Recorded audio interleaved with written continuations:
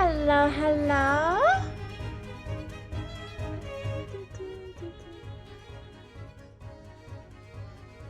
How's everyone doing today? Hope everyone is having a lovely, lovely day. We are going to be playing some more Ace Attorney Chronicles.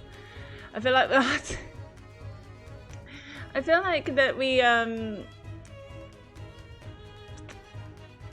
I feel like that we are very close to the trial. I try to remember what happened. So, as you know, there has been some shooting going on in the pawnbrokery.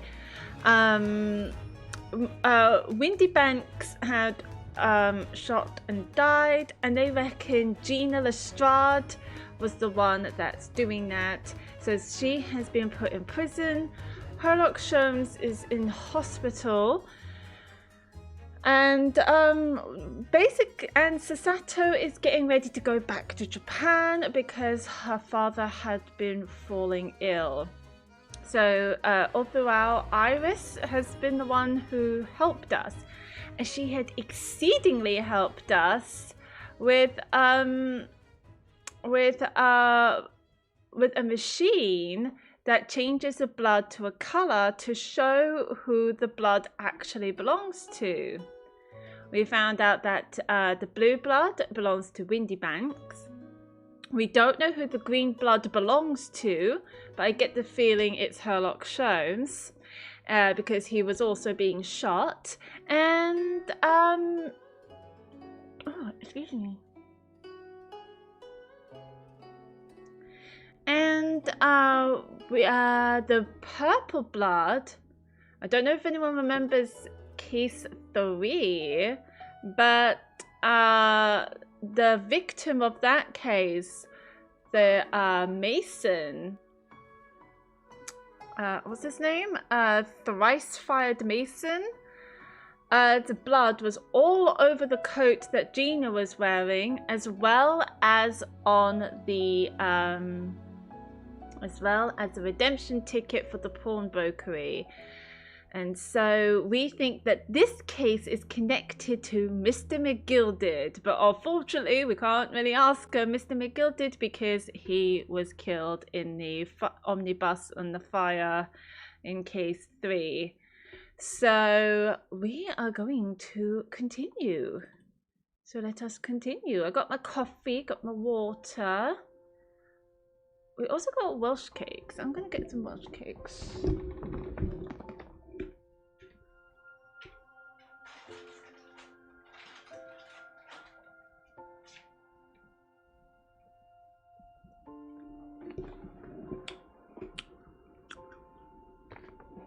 Me and my boyfriend have been so obsessed with these. These are Welsh cakes. I'm thinking of getting some for my parents.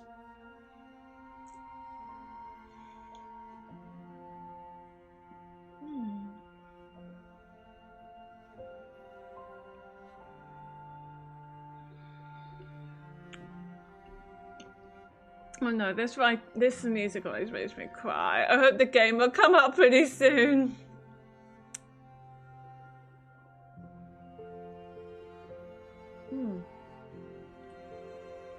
There we go.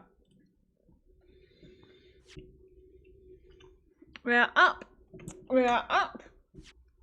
Let's go. Let's go.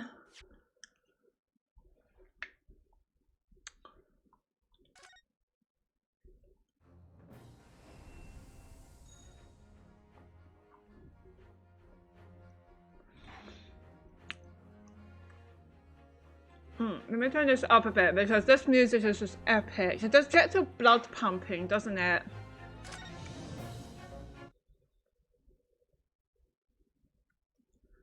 I think so.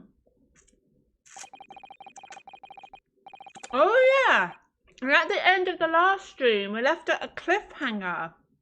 We saw Sasato talking to Sherlock Holmes in the hospital. But we don't know what that was about. That's quite interesting.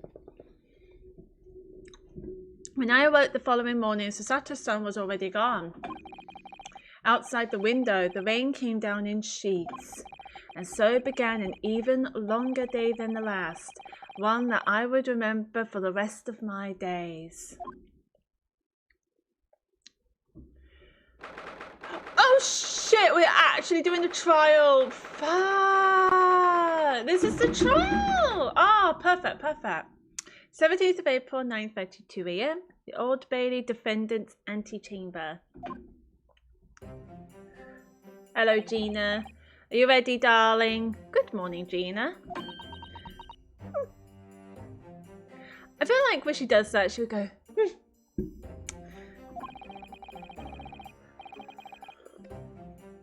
I hope Iris will be with us.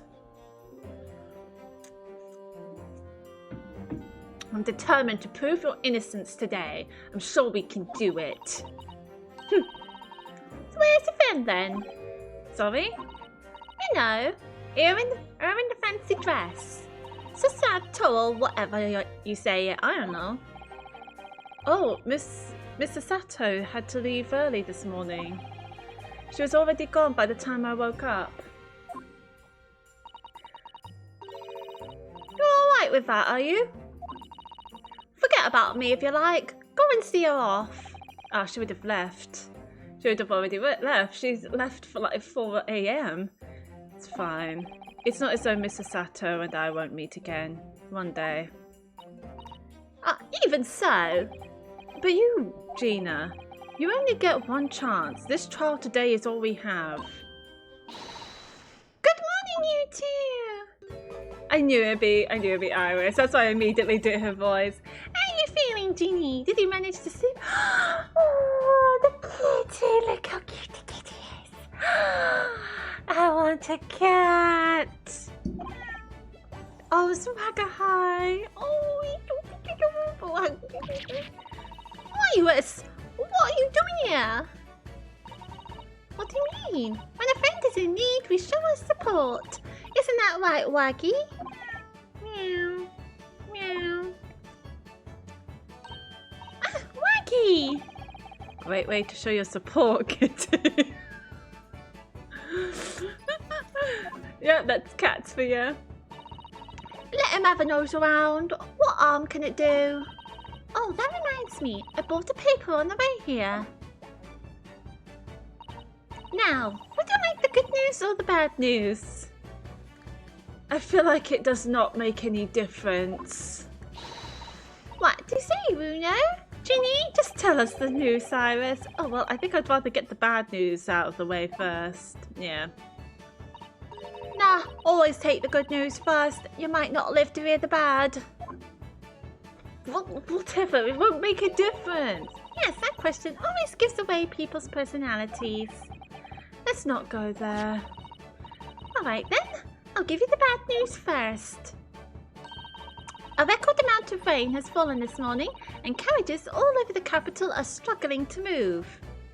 Oh, that's the bad news? Is that relating to this case at all, or should I be worried? Huh? The bad news was a weather report? So I hope that Susie made her train to Dover and that the train isn't delayed on its way to the port. Gosh, yes. Alright then, so what's the good news? Well, the rain is forecast to subside this afternoon, so even if the train is delayed, they should be able to make up the time later. Okay, thanks, Iris. Well, that is good news, isn't it? Yes, but not what we were expecting. I couldn't give a monkeys, really. If only all good news cancelled out the bad. And look, this trial has made the headlines too. Pawnbroker perishes in purse plunder. See? How do you like that? Well, let them say what they want. See if I care. I can't because you're covering your face. Don't worry, Runa will soon show everyone that this headline is nonsense. I will.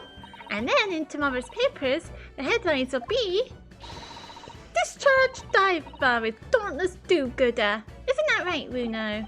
Oh, yes. Let's hope so. Of course he will. I have absolute faith in you. How was that? Oh, it was trying to sound like Susie. Did it work? Did it?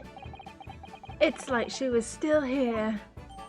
This morning's paper purchased by Iris Gina's case features prominently. We should probably take a look at that to see if there's anything that we should be aware of. Can I have a look at this, so Iris? Let me have a gander at the paper. It's really important. Well, here's Mr. Windybanks. This is the pawnbroker. This is a pawnbrokery. That's where the crime is. Yep.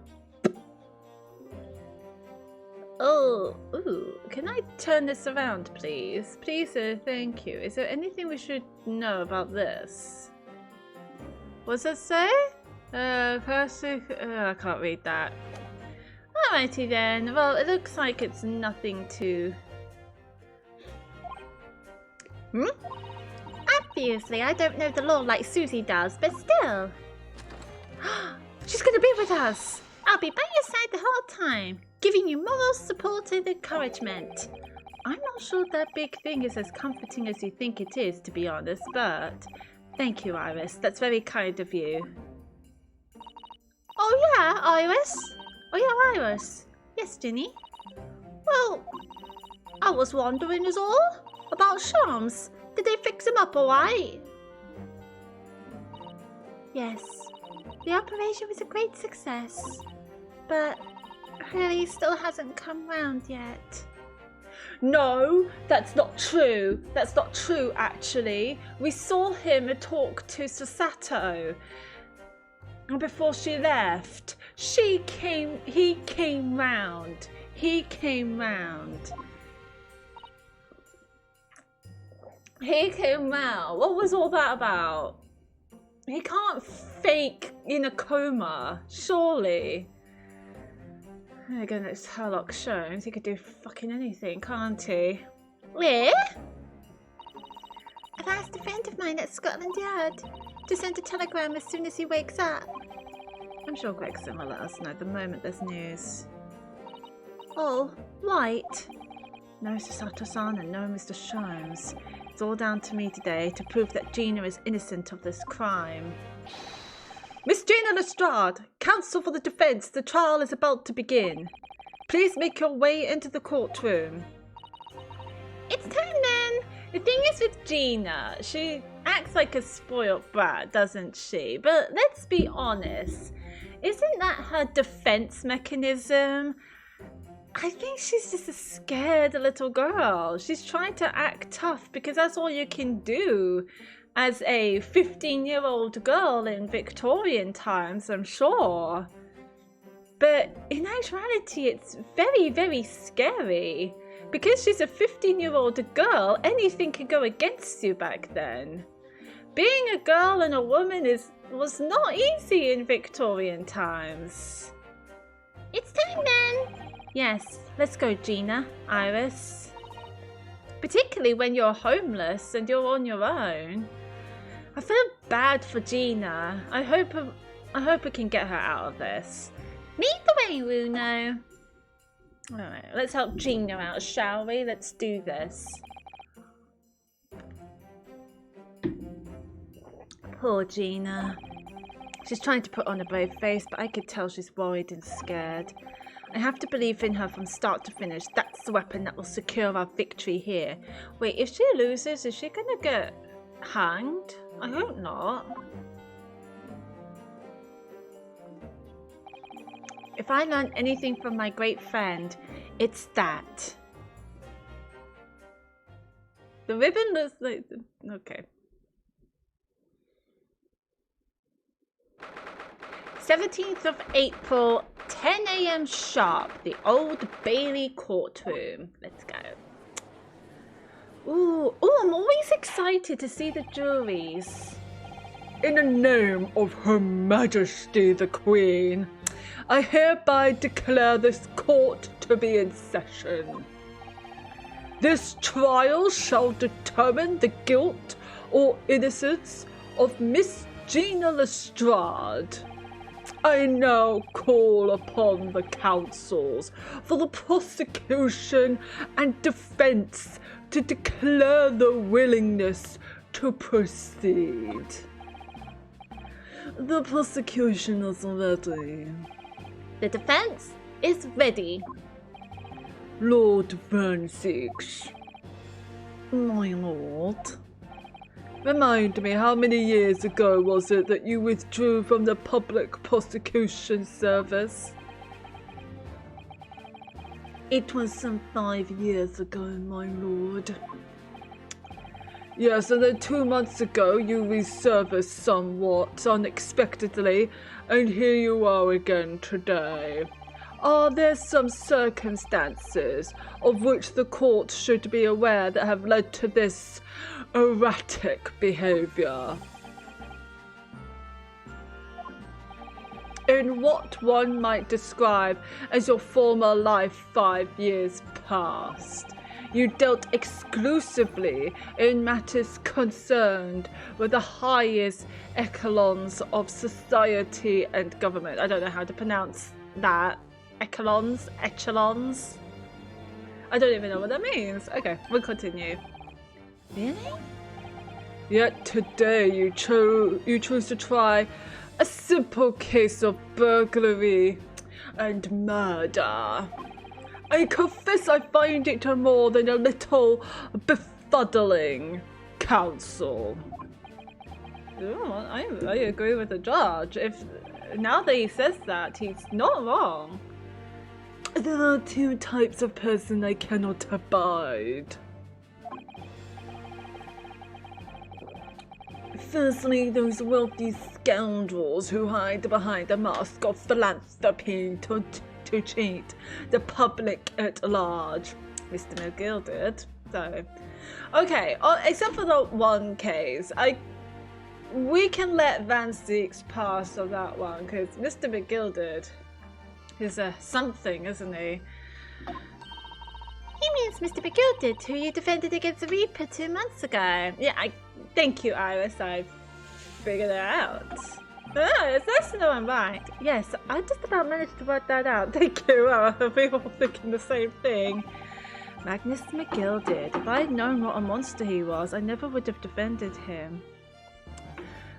Ryunosuke, it's not your fault because here's what happens. We got there, we got to Great Britain, and then out comes Lord Strongheart saying, here's a case. Let's test it to see how good you are with your only 50 days of studying law. And we didn't get a chance to get to know Mr. McGill did, and we've only just noticed this right now that he was a fucking son of a bitch. Actually, during Mr. McGilded's trial, we knew that he was a fucking son of a bitch, let's be honest. And secondly, even more loathsome, those wily scoundrels who masquerade as allies only to effect total betrayal in the final hour.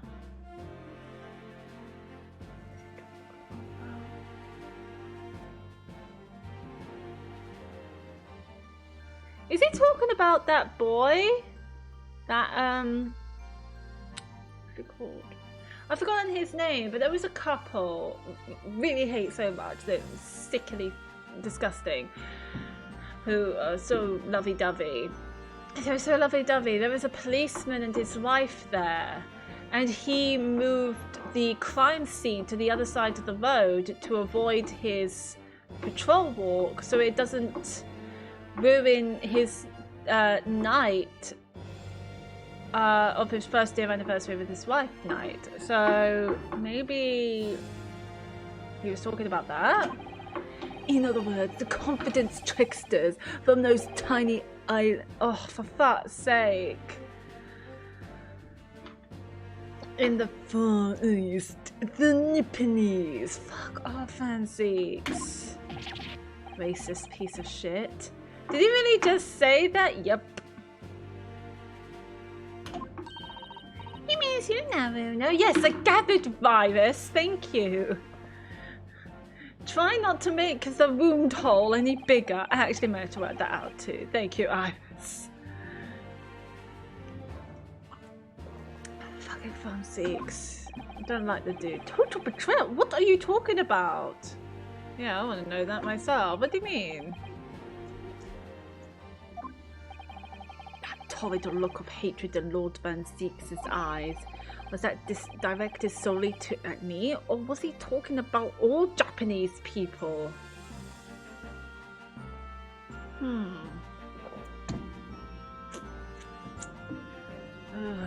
hope not all Japanese people. Van Zeek, shut the fuck up.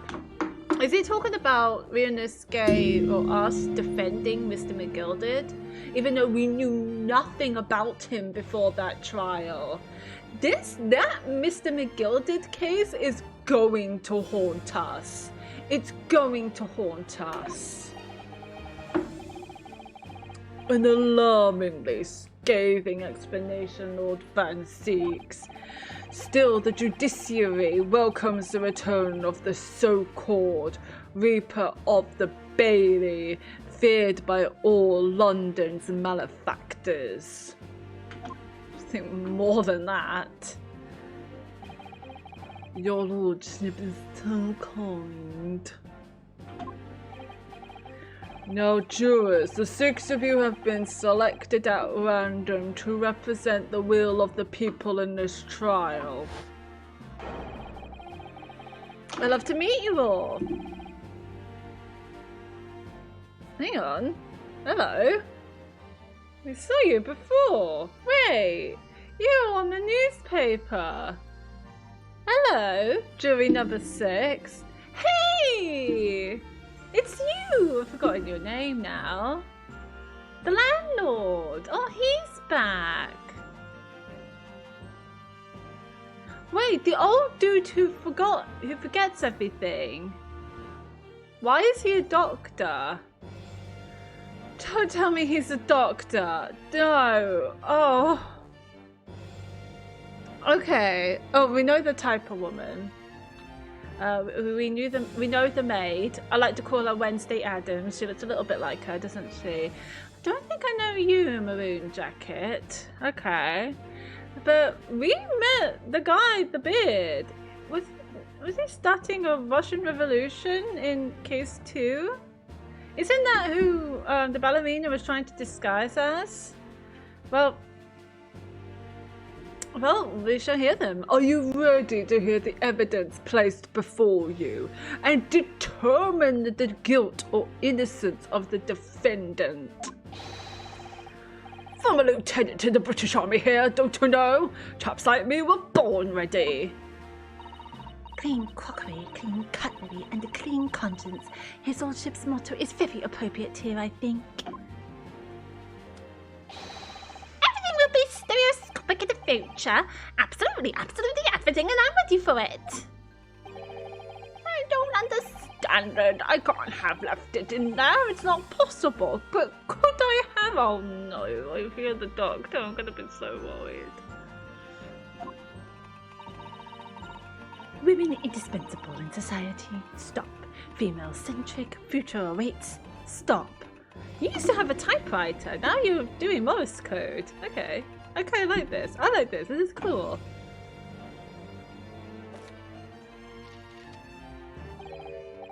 Good day.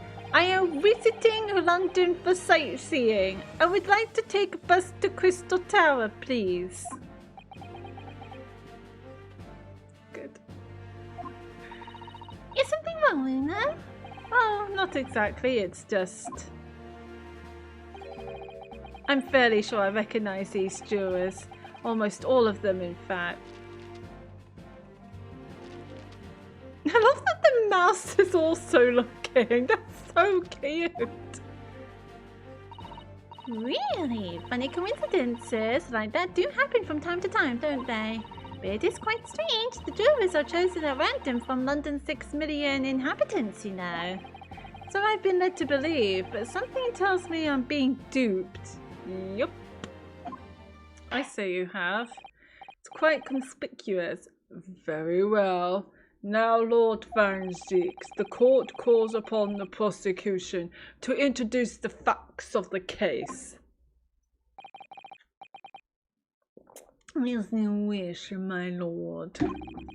Allow me to begin with a word of warning to the ladies and gentlemen of the jury. In short, there has never been a more self-evident case of cold-blooded murder. The victim, Mr. Pop Windybank, proprietor of a pawn shop on Baker Street, was shot from behind and died instantly. The prosecution presents this photographic print of the crime scene. He's very adamant that it was shot from behind. As the court will observe, there is a single bullet wound just below the gentleman's left shoulder.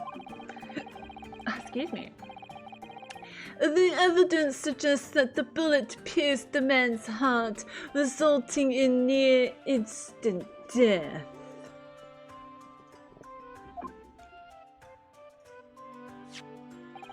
Moving on to the findings of Scotland Yard's coroner. His report states that the bullet entered the body on a rising diagonal trajectory. And what's that supposed to tell us? It means the victim was likely shot by someone significantly shorter in height than himself. Interesting, okay. Someone like the accused, you might say. Oh.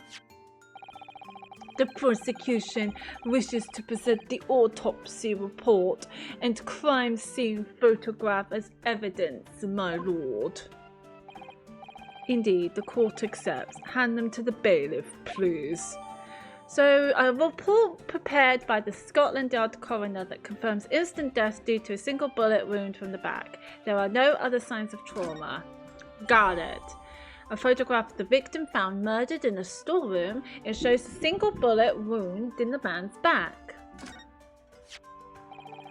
I now ask the court to turn its attention to this plan of the establishment where the incident occurred. Okay, so this is the map of...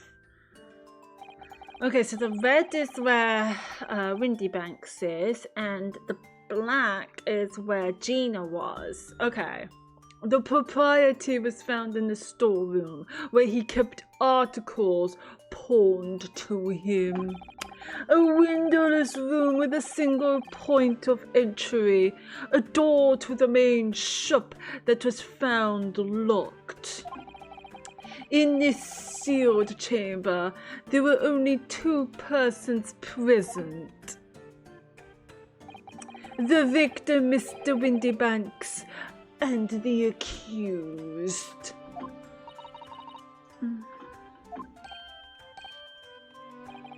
It may further interest the court to know that when the accused was discovered at the scene, she had in her hand the gun used to fire the fatal bullet.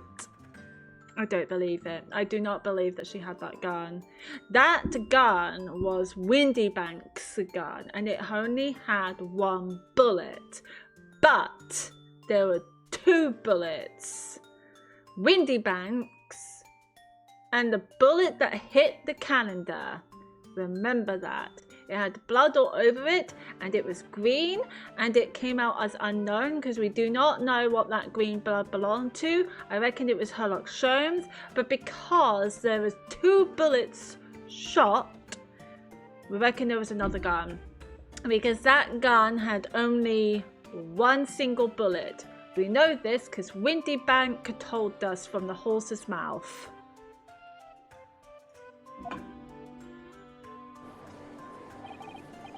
Well, that's that then, isn't it? Nothing more to say. Isn't that grovelly little girl a pickpocket anyway? She's one of those filthy drabs that live in the slums in the East End. Oh, well, it was only a matter of time before she got blood on her hands then. What was Drew's waiting for? The girl's guilty. We can't jump to conclusions here. We mustn't assume her guilt because of what she has to do to survive.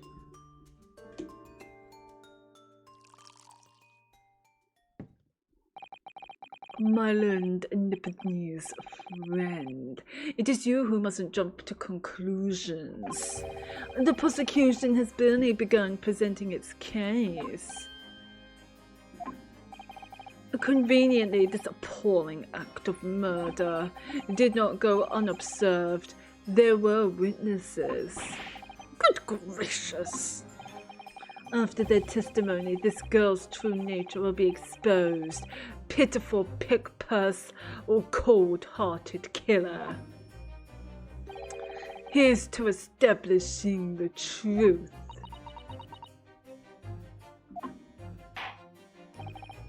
Well done, have a plan on a brave face. The court will take the floor plan and firearm into evidence. Hand them to the bailiff, please, Lord Van Zeeks. Where is that blonde guy? We only saw him once.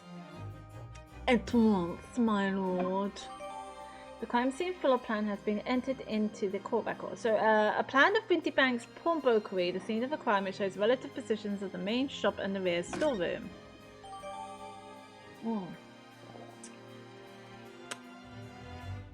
A gun belonging to the victim, Mr. Windybank, that Gina was holding when she was found unconscious. There are signs of a single discharge. This isn't good. No!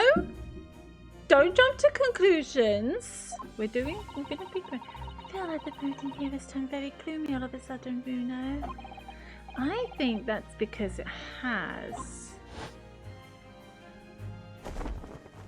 Oh, he's taken off his cape already. Let us begin.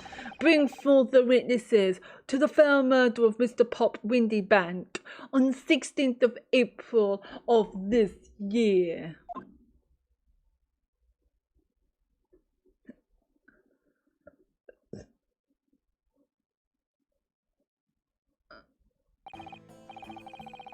Hi. Witnesses state your names and occupations for the court.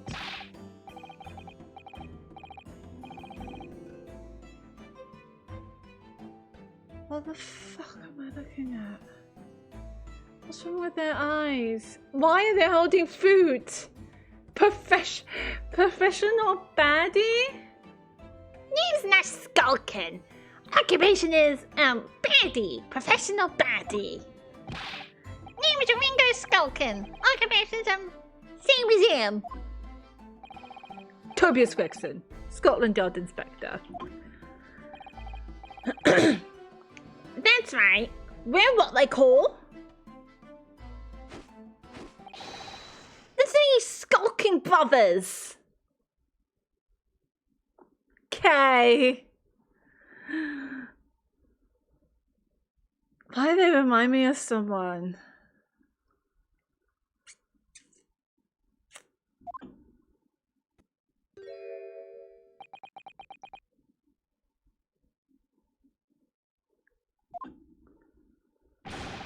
What are you looking at me like that for? Don't lump me in with you lot. Cool, blimey, that's cold. Don't you know what we're going through? It's all the bruv. Last contact with him we have. So we're scouring every shady corner of the capital.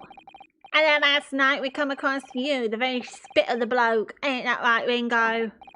He is nice, he is. The very spit of him. So we decided there and then what we was gonna do. We was gonna call ya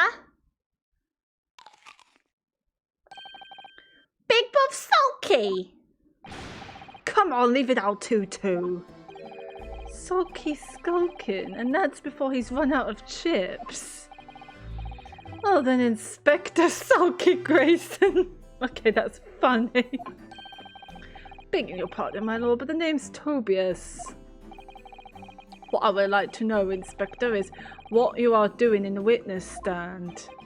The Skulkin brothers are currently under arrest, my lord, on suspicion of theft.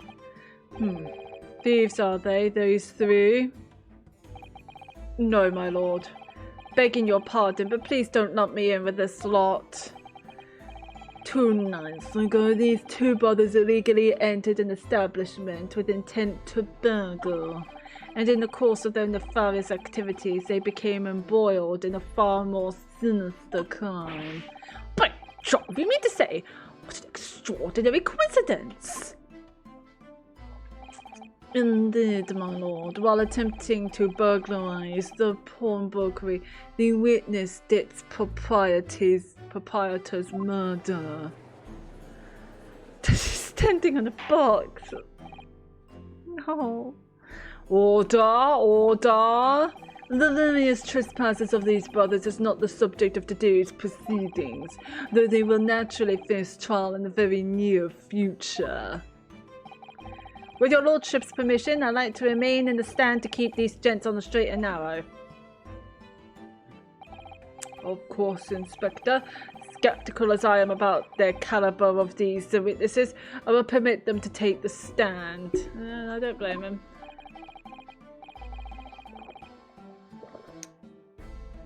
Mr. and Mr. Skulkin, you will now testify before the court. Describe the events of the night in question and what exactly you saw. Happy to! Cause the Skulkin's never skulking! Oh, I hate these two. I hate these two so much. Let them just leave.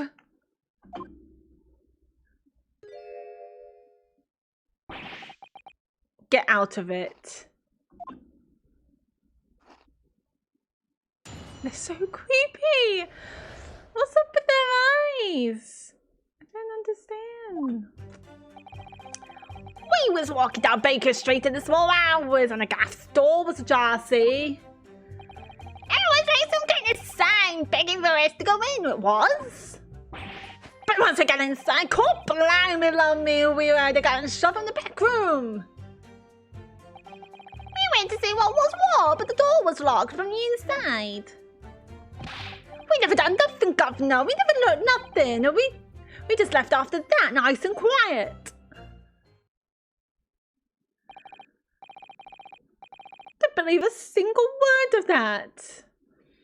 A terrible coincidence it would seem. At the precise moment these miscreants entered the property, an even more sinister crime was afoot. The witness's testimony is consistent with the crime scene in every detail. The door providing access to the storeroom from the main shop was indeed locked from the inside, and within only the victim and the accused were found. Doesn't the door have the little door? Does the door have a little door? I must say, it does appear to be an overwhelmingly simple case. Still, the defense may cross-examine the witnesses now, of course. Counsel, if you please. Counsel? Yes. What's the matter, Una? Sorry. I was just stunned into silence for a minute by the blatant lies being told by that pair in the stand. You're not the only one being that scared. Like, it was obviously lies. I know that it's all nonsense, but I saw it with my own eyes. I'll just have to expose their testimony for the pack of lies it is. Like I could fucking see it.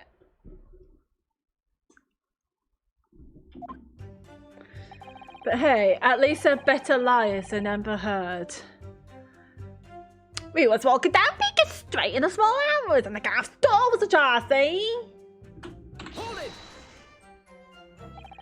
The front door of Windy Banks was ajar, you say? What time of night was this? Must have been about right. One. Right, Wingo? Yeah, I'd say so. Right, Sulky? How would I know? The place would have been shut at 1 in the morning. Just like every other shop in town. Exactly, so how can it be a jar? Alright, because Gina went in. Well, it was pitch black inside, it's true, ain't that right, Wingo? I'm not so sure of that. I seem to remember a little light burning inside. What about you, Sulky, me old mucker? Leave me alone. No, poor Gregson. It's like, oh, for fuck's sake. There definitely was a small lamp burning inside. That's what alerted us to the situation in the first place. And when these gentlemen ventured into the open establishment, the accused, Miss Gina Lestrade, already had the muzzle of her gun trained on the unfortunate victim. Objection. This is pure conjecture. Perhaps, but it changes nothing. These brothers inadvertently wandered into the middle of a cold-blooded murder, simply because they found the door of the victim's establishment open and ventured inside. Wait, that's what's happened? It was like some kind of sign begging for us to come in, it was. Oh fuck, I forgot to press him. But once we got inside, called blimey lummy, we had a gunshot from the back room. Wait, right, to see what was what, but the door was locked from the inside. Oh, we never done nothing, governor. We never done nothing. We just left after that, nice and quiet. No, fuck off. What do you think about this pair, Uno? I think they're lying through their teeth, that's what I think. And I'm going to prove it. What is it, Iris? What is it? Well, I'm not really sure. There's just something a bit funny about that prosecutor over there. Wait, could this testimony be some sort of a trap?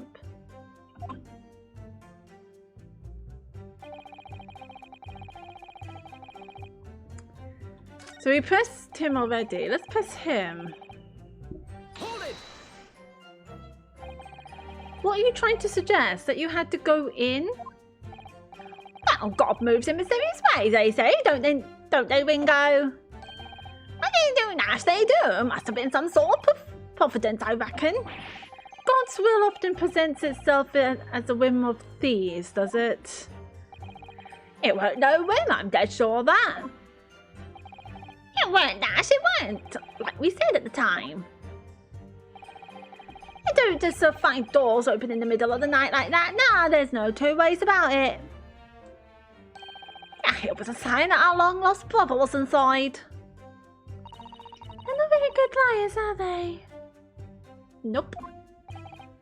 Well, you can't deny it. It led us to a blow what looks just like our bath.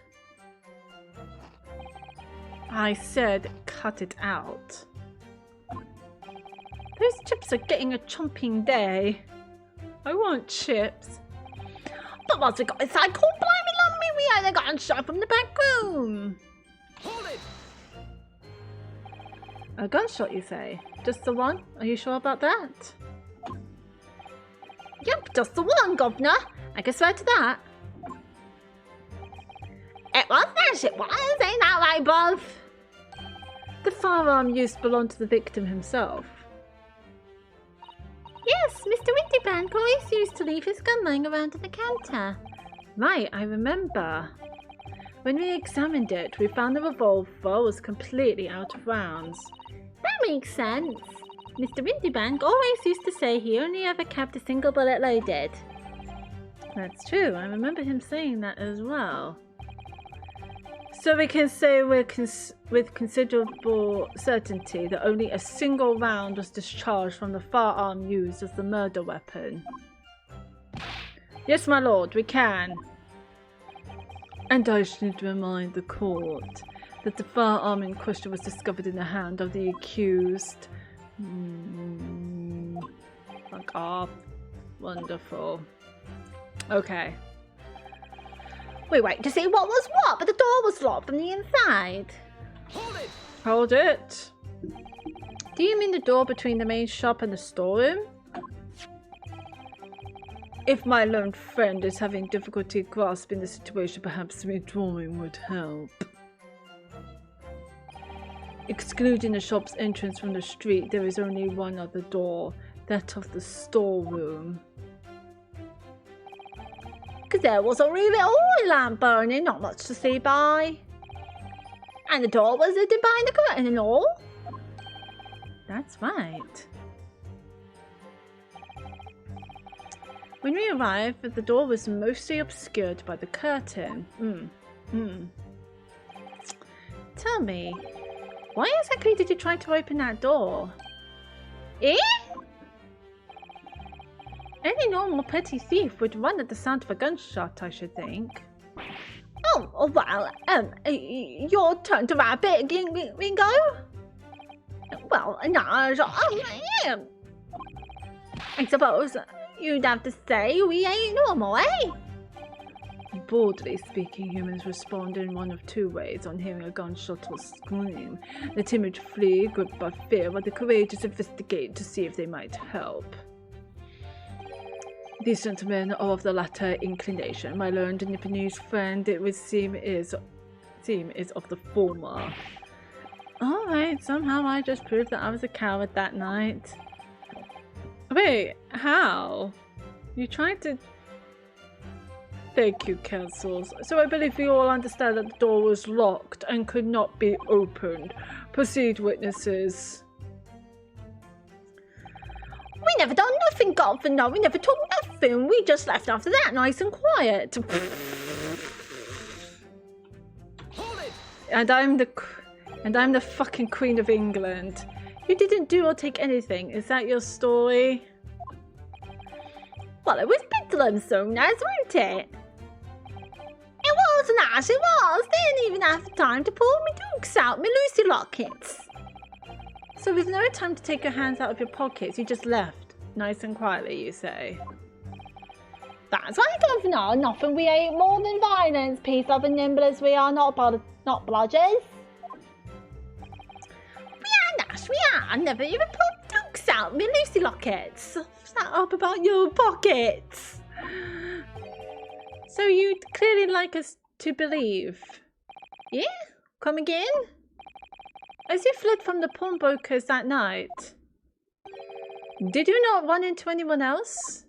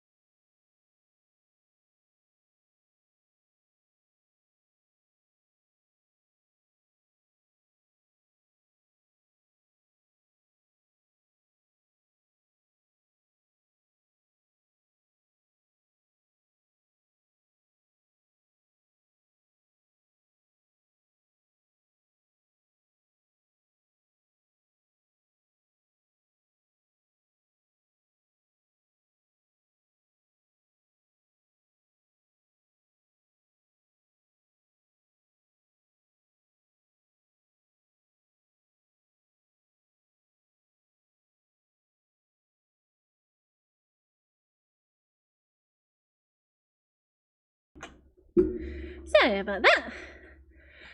Right, so they're looking a bit on a guilty side, are they? I mean, it's fucking obvious they're guilty. Like, come off it. Like, and did you not fire a gun at that person?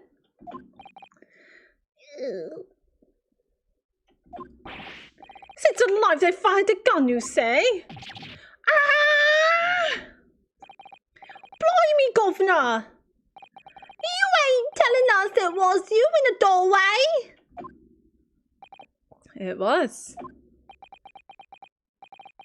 Why the bleeding Nora? Didn't you mention that before? You were armed with a gun. And as you fled the scene, you fired that gun at London's greatest detective, Sherlock Holmes. I did hear that, actually. There was a rumour he'd been rushed to hospital. The great Holmes is beyond the pale. On the night in question, this pair were arrested by the police within minutes of the discovery of the crime scene. Their suspicious countenance rapidly gave them away. And when searched, a firearm was indeed found in their possession. It would be nice of you to say, Vansies, but hey, you're not a nice dude, so we really can't expect much. Furthermore, the barrel shows signs of a shot having been fired from it. The prosecution invites his lordship to examine the firearm recovered from these brothers. Yes, indeed. Remnants of powder round the muzzle, as you say, counsel. Come on, give the firearm. Give the firearm to us. Yes, yes, yes. The court will hold this weapon as evidence. Oh, why did I use Francis for the judge? The court will now use this as evidence. There we go. The firearm found in the possession of the Skulkin brothers upon their arrest. There are signs that a single round was fired. I was trying to do that as gracefully as possible. I did not. I spilled water all over myself. At least, thank God it's water. No, my little Nipponese friend. Yes? Here's to you successfully presenting the evidence. Stop patronizing us. For yes, there are the telltale signs of spent powder on this gun, and a single bullet missed from the cylinder. But the prosecution demands evidence that it was fired at the scene of the crime under scrutiny in this trial. Well, I don't need evidence, because I was there. Objection. However, the rest of us in this courtroom were not.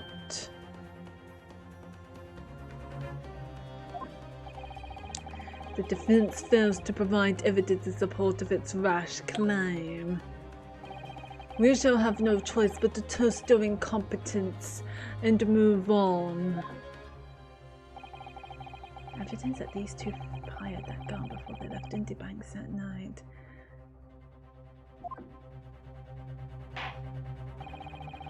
The court demands that all claims are affirmed with clear proof. What evidence shows that these witnesses unloaded a firearm in the pawnbroker's shop that night?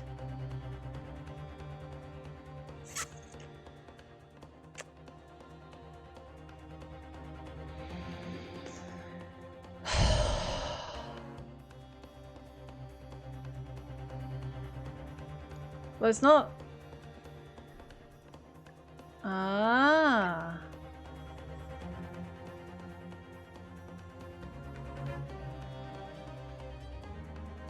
Will it show this? Yes. So there is a bullet here. Where did that come from, huh? 2 guns. I said 2 guns, didn't I? Take that! The evidence is in this portfolio. What What on earth have you there, Counsel? During the course of our investigations, we discovered a number of bloodstains. Not trusting the police to do the job they're trained to do. How arrogantly Nipponese of you. Actually, we don't trust the police to do their jobs either. It's not just the Japanese fans. Lots of people don't. Oh, well, anyway, we analysed all the blood samples we found and recorded the results in this portfolio. And you claim to have the evidence the court is demanding therein? Yes, my lord. No more dallying then, Counsel. Present the pertinent evidence at once. What do you have in your portfolio that proves these witnesses unloaded a firearm at the scene? This one. Take that! What is that? Explain. It's a photographic print taken at Windy Bank's pawnbrokery on the day of the incident. From the scene of the crime, is it? Is that a bullet hole? And if my eyes do not deceive me, it appears the bullet is still lodged there. Yes, as your lordship noticed. The bullet pierced Mr. Windybank's calendar. The date shown being the 16th of April, the very day of the pawnbroker's death. The incident occurred at 1 hour after midnight. But this indicates that a separate shot has been fired some time after the calendar had been set to the 16th. That's right. And while it isn't irrefutable, the defense believes.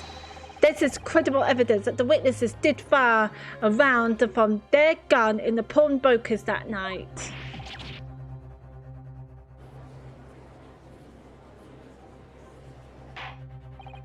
Order! How does the prosecution stand, Lord Van Zeeks?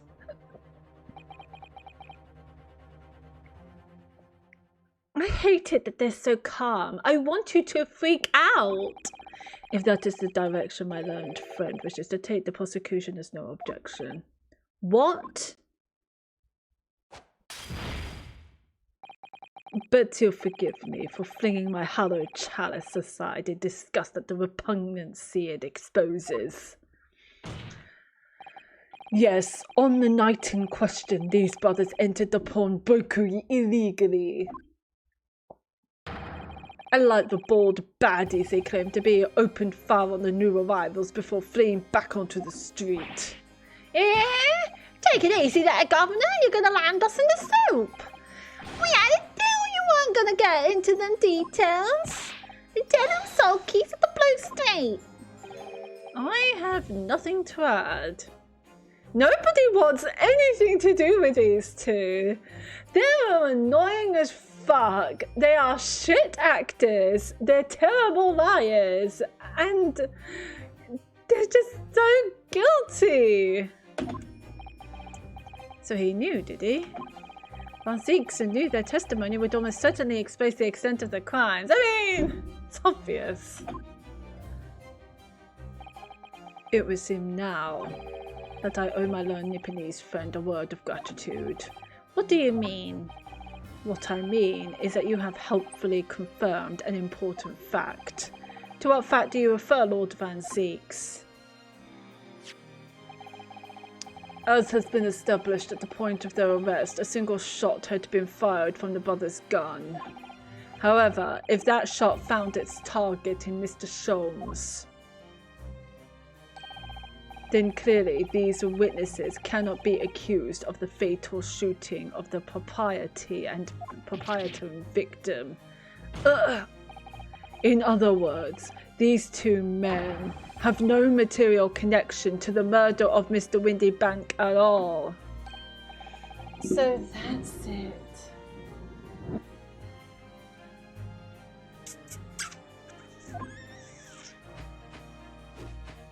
Oh wow, they have a fucking handshake. That's it, we didn't have nothing to do with it. But don't be so fucking happy about it. We didn't, we didn't. That's what I reckon. Your crimes include unlawful entry, intent to steal, perjury, and let us not forget attempted murder. I mean, yeah. Quite a catalogue, eh, fellas? Waiting for it now, bruv. Now then, let us take a moment to consider the aforementioned great detective, Mr. Sherlock Sholmes. I get the feeling he does not like Sherlock Sholmes. It would seem the man patronised the pawnbrokers in question somewhat regularly. Where's he going with this? Mr. Sholmes appears to take pleasure in tinkering with eccentric machinery. Eccentric? Says who? Not me. Don't give me that look. He installed a pair of machines like this one in the victim's shop. Oh, that's one of Hurley's red-handed recorders. What is that, Counsel? It has the appearance of a photographic contraption. It does. As your lordship has surmised, it is indeed a camera attached to a small timing device. Every half an hour, it automatically photographs the interior of the establishment. The idea being that if a thief were to break into the shop, it would be caught red-handed. The prosecution has obtained the photographs taken by the device on the night in question.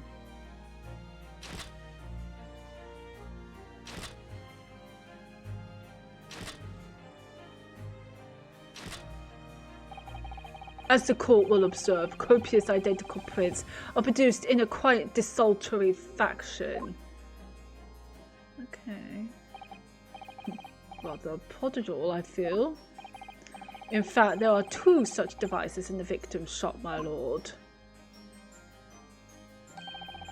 If I may refer the court to the plan of the premises, their respective positions are here and here. The entrance and the desk. Okay. You say these cameras produce a print every half hour. I'm afraid I failed to see how that would help if the anticipated thief conducted his activities in one of the many 30-minute intervals. That's true. That's true. One can only pray that the would-be criminal lingers, my lord.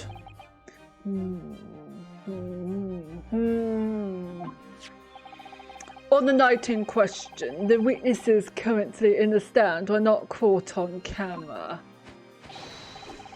Yeah, it's a bit of fire talk here, bruv. Lady that loves a skulking. Witnesses, at what time did your trespassing begin? Eh? Must have been just after 1, right, bruv? Must have been Nash, must have been. Yeah, just gone 1. In which case, a minute before these brothers entered the establishment. What scene might we expect to see within the shop? Let us examine the evidence. Wait, what? Good Lord!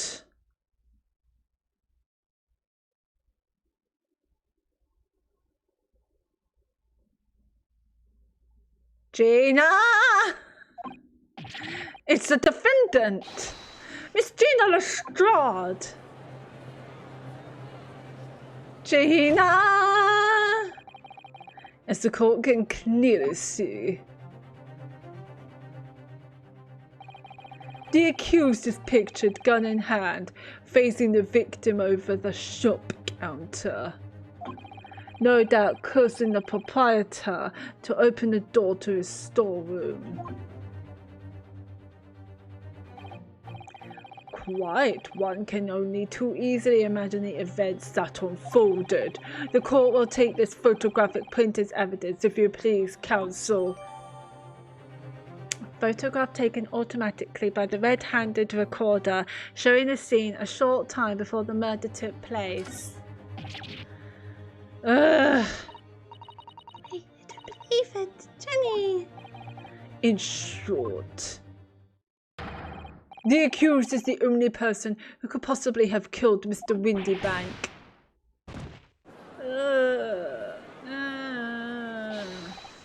I say, my lord. What if I might put in a word at this point? Go ahead, Mr. Foreman. Mr. Foreman.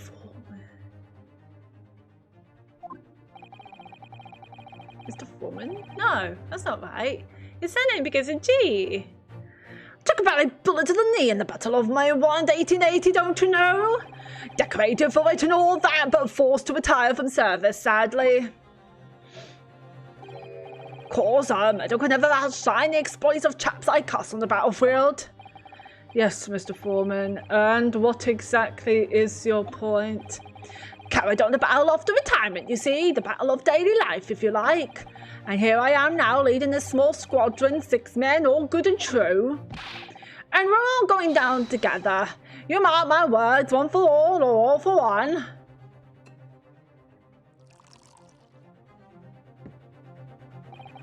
The ladies and gentlemen of the jury have reached agreement, have they? Is that what we are to understand? Well, Mr. Foreman, is that correct?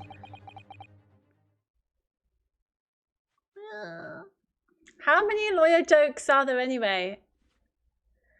Only 3. The rest are true stories. How many lawyer jokes are there anyway? Only 3. The rest are true stories. Hello, Totes Adorbs. How are you doing today, lovely? I hope you're having a lovely day. How many lawyer jokes are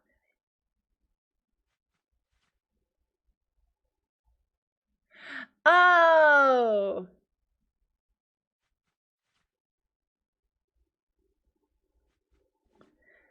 I think I got it. How are you doing, Totes Adorbs? I'm doing good. I just had coffee. So I'm feeling pretty awake, and I am curious to see where this trial goes. In a manner of speaking, yes, this is a Garadeb squadron's position, sir. Garadeb, that's his name, Garadeb. What? No, it's too soon to make a judgment here. Status report for the court. Men on the double. His lordship insists on promptitude at all times, and that goes for making decisions too. I think you'll find the truth is as clear as day now. I could reach out and touch it. When I've left it in there, I just couldn't. But in all honesty, I can't actually remember. How are you a doctor?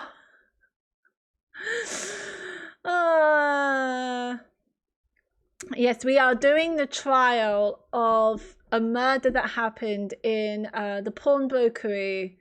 That happened to the pawnbroker. The pawnbroker had been shot, and we found a 15-year-old girl with a gun, unconscious.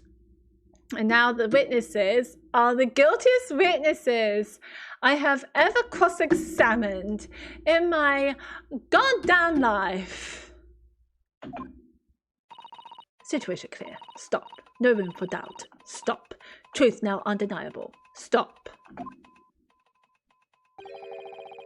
I am very sorry for brothers. They are unlucky. Okay, well. They're all saying guilty.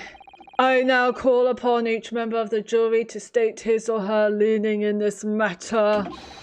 Announce your considered verdicts to the court. Guilty. Guilty. Guilty. Guilty. Guilty. Guilty.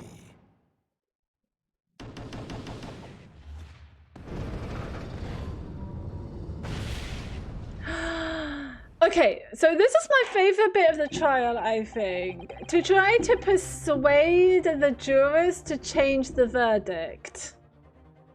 Let's go. It does indeed appear that the jury is unanimous in its leaning already. That photograph. It must be the definitive evidence that Gregson mentioned. But they didn't shoot him. No, of course not. My lord, the defense wishes to assert its right to a summation examination. Very well, the court grants permission.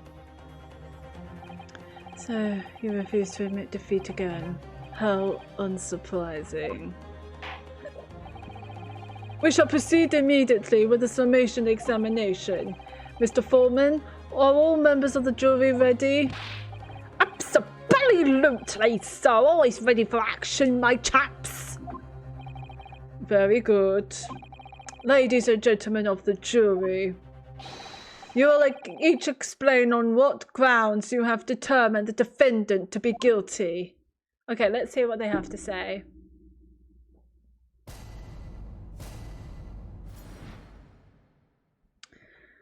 Let's see what they have to say, old jurors. Let's go.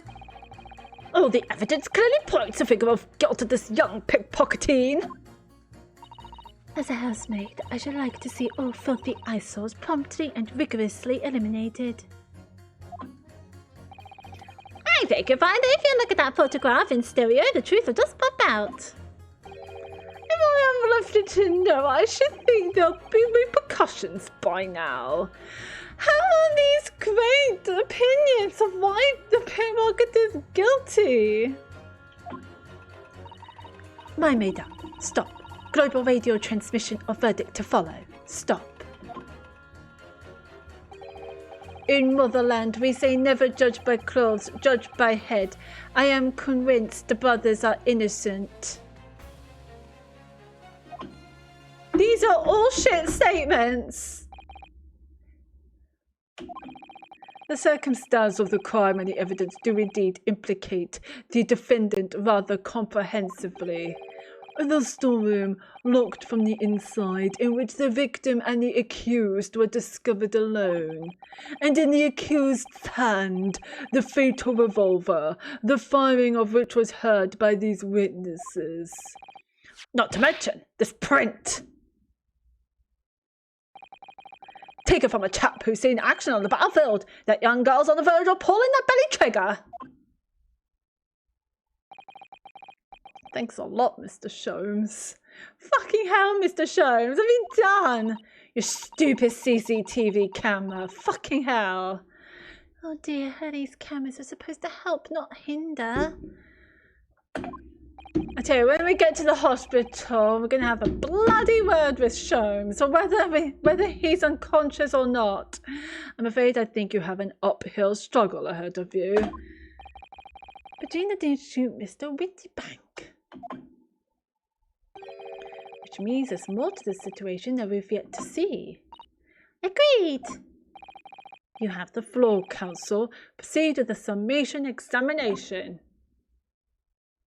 Let's go, let's go.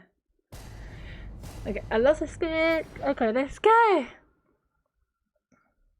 We get to Preston first, and then we see the juror's statement contradicting with the other juror's statements.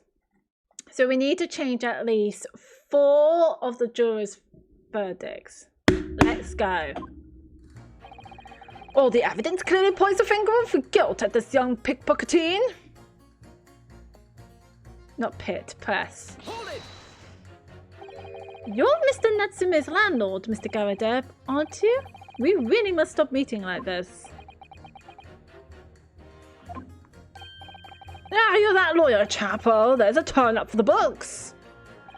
Yes, so rather a turbulent time we had back then. Some extraordinary events took place at your house, that's for sure. Luckily, Mr. Sholmes and I were able to get to the bottom of it all. I think we did rather a lot for you, didn't we? Oh my god, are we guilt-tripping him? I mean, obviously. I wouldn't be suggesting that, therefore you should change your leaning to not guilty or anything. Oh, now we're manipulating him. Okay, not how I would do this. Can't be denied, I suppose. The curse of the Garadeb Hells was the talk of the town after that business. Lodgers moved out and I couldn't get a bally soul to take up the tenancies. Oh. Haven't had the heart to break the news to Joni yet. Bad enough that the old girl's clapped up. Yes, can't be denied. We did do rather a lot, but not for us, that's for dash certain. I suppose not. Course. There can be no suggestion of that being the reason I'm leaning towards guilty here, obviously. Obviously, but honestly, I really wish he'd pay more attention to the trial and less to jury number 2.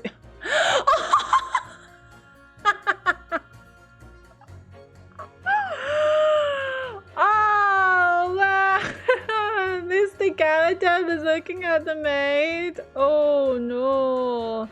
She's a little too young for him. She's very young for him. As a housemaid, I should like to see all filthy eyesores promptly and rigorously eliminated. Alright, girl. Wednesday, let's hear it from you. Come on. Polishing the bench, I see. Again. A maid's work is never done. Not a blemish must remain. What exactly do you mean by filthy eyesores? On my way to market for his lordship, I have to pass to the East End. The place is full of beggars, pickpurses and crossmen, the scum of the earth. A little harsh, perhaps? Let me be plain. If it were up to me, all those back slums would be made spick and span or eradicated. At least we have people like the great detective working to achieve these important goals. You're referring to Mr. Sherlock Holmes? That's right. I like to keep abreast of his exploits by reading Rant's magazines in between my duties. He does wonders cleaning up London streets. In my opinion, he should be declared an honorary maid of the capital. Mr. Holmes? A maid? He's really quite unforgivable. Gutter scum having the audacity to shoot our very greatest detective. Minor detail. It was the two brothers in the stand who shot Mr. Holmes, not the defendant. A minor detail indeed. They're all gutter scum as far as I'm concerned. Well, it just might be an idea to get our facts straight anyway. Yes, all right. I shall amend my statement. What do you say? Those brothers are the scum of the earth. They should swing for shooting the great detective. But Hold it! I agree with you. The shooting of Mr. Holmes was an unforgivable act. But the purpose of this trial is to determine who shot the pawnbroker, Mr. Windybank. I'm afraid you're splitting hairs, sir. Sorry? Whether it was the thieves or the pick purse, it was still gutter trash that shot the pawnbroker in the end. Filth that should be cleaned up and eradicated, in my considered opinion. Thanks so much for sharing. Changing this maid's mind isn't going to be easy. Bruno, it was one of those two brothers that shot Hurley, wasn't it? Yes, without question. Well, then I'll never forgive them. Oh, Iris. Perhaps we can use this maid's statement to help us somehow, do you think? Yes, maybe. Let's listen carefully to what each juror has to say first. I think you find that if you look at that photograph in stereo, the truth will just pop out. What do you mean by that? What do you mean, look at the photograph in stereo? Sorry, what? Don't you know? If you look at the photographic print normally, it looks as though the pickpocket girl is about to shoot the victim, obviously. But there's no indication that the defendant ever fired the gun. All I'm saying is that if you look at the same print in stereo, it could reveal all sorts of new information. Ooh, by any chance? Oh, you know, I think he's got a point. By any chance, are you a fan of stereoscopes? Oh, how did you know? Let's call it a lucky guess. It never gets old seeing the two prints merge into one before your eyes. It's extraordinary, it's captivating, it's the height of modernity. Of course. Oh yes, I think you'll find that the stereoscope is here to stay. Giving us new perspectives we could only dream of before. It's the greatest invention the world has ever seen. If only you could give me a new perspective on this case, I might agree with you. I have left it to know. I should think there'll be repercussions by now. Wonder if he left something in the pawnbrokery. Is that what he's saying? Hold it! What exactly have you been muttering about all this time, sir? You keep talking about having left something somewhere or something like that. Ah, so sorry. You can probably tell I'm a surgeon. Oh no. A surgeon! That totally passed me by. Of course, people conducting surgery in this country aren't considered to be doctors. Oh no. Even though me and my kind are at the forefront of medical science, are real brains in the field. So, what is it that you think you've left behind? Well, that's a little embarrassing, to be honest. You see, I was operating on someone yesterday. Standard thing, went in through the abdomen. Oh no, was he the one that did an operation on Sherlock Holmes? Oh no! Went in through the abdomen. When I'd finished the procedure, I couldn't find my scalpel anyway. Did you leave your scalpel in Sherlock Holmes's abdomen? Yeah? What? Did he? Surely not. Exactly, surely not. You said to yourself not too worrying, isn't it? That's what's been troubling me this whole time. Could I really have left my scalpel inside the fellow's belly? No, of course I couldn't. It sounds like you could have. Dude! No wonder he's not fucking... No! He was okay! He was up talking to Sasata that morning! So he must have left his scalpel somewhere. Ah! You're gonna give us a heart attack, dude. So there you have it. Like I said, a little embarrassing, really. That's one way of putting it. The other is manslaughter. Ooh, yes, please.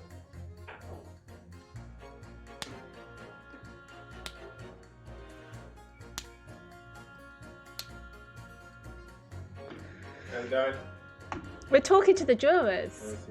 We're pressing their statements of why they find the person we're defending guilty. He does not look like a comfortable bunny. Nope, he never is. But one of them is a surgeon who reckons he left his scalpel in a person's belly. And I'm here like, well, fuck. Love you. Love you too. That's exactly my concern, seeing as this case appears to be all but sewn up. I need to focus on trying to remember exactly what I've sewn up elsewhere. Now, I'm sure I made sure everything was back as it should be. Well, as sure as you can be without being sure. I'm sure you need to be more sure. My maida, stop. Global radio transmission of verdict to follow.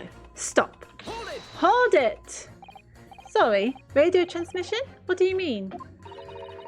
Are you from the Far East? Stop. Yes, from the Empire of Japan. All communication with Far Eastern nations used to take place by mail. Royal Mail steamers take more than a month to complete the journey. Ah, but now we have the electric telegram, so we can send messages using electrical signals. Thousands of miles of cables have been laid along the ocean beds, connecting the entire world. Thousands of miles of cable on the ocean bed? Makes my head hurt just thinking about it. It's crazy. You are well informed, young lady. Hee. Aww. But cables will soon become a thing of the past. Stop. And just when I was starting to catch up. Radio transmission is the future. Stop. Messages carried over airwaves to four corners of globe. Stop. Excitement growing. Stop. Atmosphere electric. Stop. Right. Try not to wear out your finger. Era of wireless telegraphy. Stop. Driving technological revolution. Stop. I mean, all of these are true, but hey, calm down. And people say images like the stereoscope are the height of technology. What utter piffle. I can't understand it. I really can't. They're just silly toys. Oh, he's not happy. He's not happy. Excuse me. Juror number 3. Sorry to interrupt when you're obviously fuming, but... What? Do you perhaps have something to say about juror number 5's last remark? As if I couldn't guess. Oh, you bet I do! Say that again! Go on, I dare you! Goodness. Are you talking to me? I think he just might be. Yes. You think stereoscopes are just toys, do you? Huh? Absolutely. I mean, really. A machine to view photographs in 3 dimensions. Why on earth would you not just use your eyes to look at the world around you? It's all 3-dimensional. What a great way to appease a man. No, I'm sorry. Stereoscopes are of no practical use at all. You just don't know. Pardon? I think you'll find that viewing a photograph through a stereoscope can unlock all sorts of possibilities. We will keep that in mind, juror number 3. Thank you. I'm obviously going to have to demonstrate. What sort of possibilities? Well, take a crime scene for example. If you had a pair of photographs from a crime scene that you could view through a stereoscope, it could reveal hidden clues you'd never even noticed before. What? Have you got any ruler? Any prints we could look at with a stereoscope?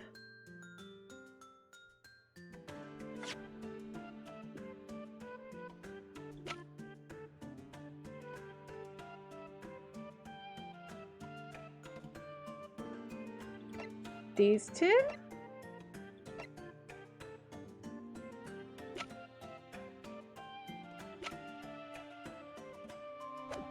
Absolutely. How about this print here? It should do the trick, I think.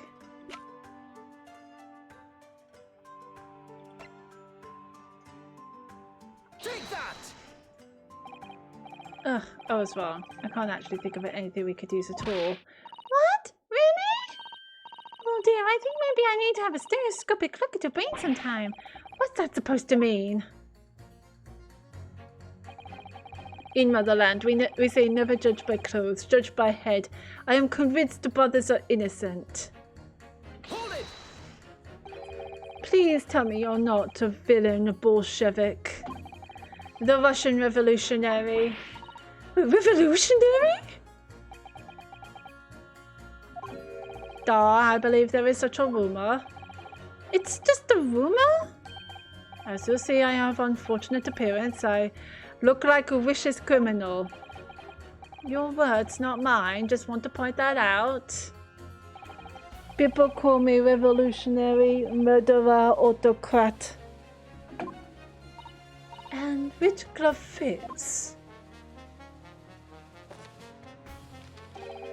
Good day. I am visiting London for sightseeing. I would like to take a bus to Crystal Tower, please.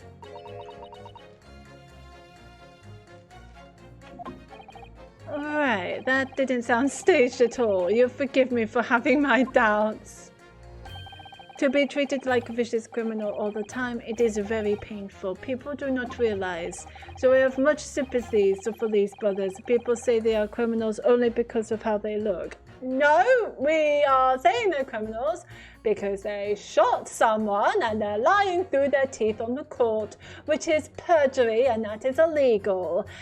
That is why we're calling them criminals.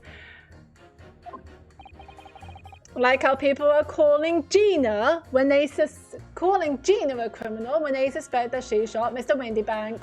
Shut up, the Skulkin brothers. Yeah, well, maybe they went inside Paul Boker's shop, but they have done nothing wrong. That is all what I want to say. The Skulkin brothers did nothing wrong that night? Alright, well, first of all, that's one not so little misunderstanding I need to clear up straight away. Tell me something, Iris. What is it, Runa? The jurors are chosen at random from the inhabitants of London town, aren't they? Yes, it's amazing, isn't it? In that case, how is it that there's a Russian tourist sitting among them who looks for all the world like a revolutionary? I wish I knew. If I can't change the minds of more than half of these 6 jurors, the trial will be over. But we know that Ginny would never shoot anyone. Yes, so we need to find contradictions in what these jurors are saying and pit them against each other. I must be ready to go to whatever lengths I have to convince them of Gina's innocence. All the evidence clearly points the finger of guilt at this young pickpocketing.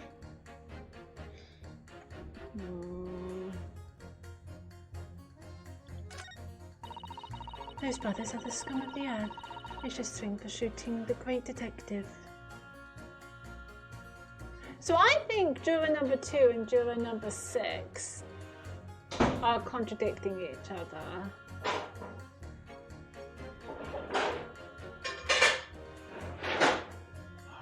That's alright. Do you want some help? No. Are you cooking something with the pizzas? I am cooking the pizza. Ah. Why, you don't want some chips or something? No, pizza is good. I think you'll find that if you look at that photograph in stereo, the truth will just pop out. If I have left it in there, I should think there'll be repercussions by now. Man made up. Stop. Global radio transmission of verdict to follow. Stop. What do you want for dinner tonight? We're going to test it and that taste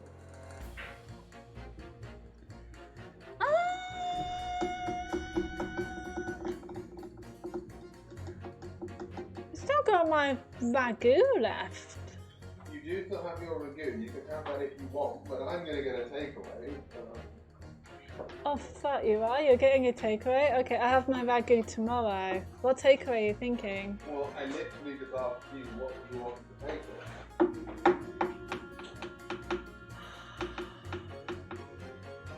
Not gonna lie, I'm feeling for Nando's. We didn't. Nando's? Yeah, for cheeky Nando's. We said we're gonna have Nando's for the weekend, but we didn't. We ended up having Italian. Really? So I'm up for some Nandies.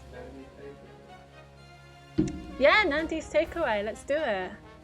Also, those sauces are nice to have. Good.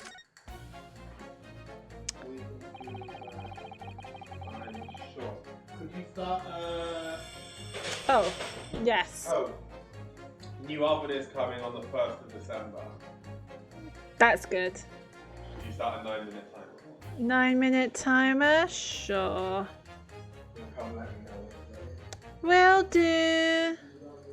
Love you too. Alright. Right. Sorry if you can hear that.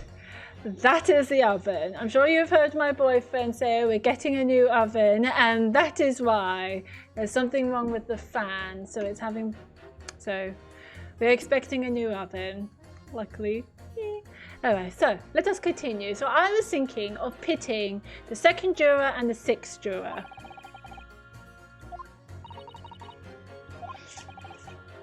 What do you reckon?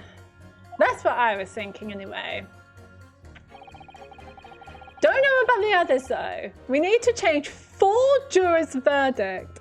But let's pit the second one with the because she says the brothers are the scum of the earth, but the Russian revolutionary says that they are innocent. So that's a contradiction. Let's pit.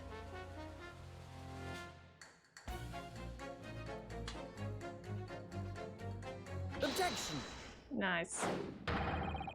Those 2 statements clearly contradict each other. Good Lord, can't you explain yourself? Oh, no, my statement? Contradictory? Oh no, that's the wrong voice for her. My statement? Contradictory? I love that the mouse is also looking at it. The mouse is so cute! Juror number 6, you've got the wrong end of the stick. I do not have stick, I have mouse. And it's a very cute mouse, sir. As juror number 2 said earlier, when the Skulkin brothers fled the scene on the night in question, they fired a shot from their revolver. Yes, they shot poor Mr. Shums in the abdomen. I understand. Surely you're not going to tell the court now that you didn't hear. Abdomen. Sir? Sorry, my English is still learning. You are telling the court you didn't hear?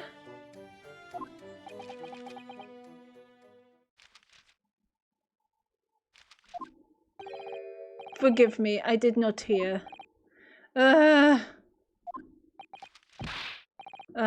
Here is word, abdomen, part of person's body containing stomach and other vital organs.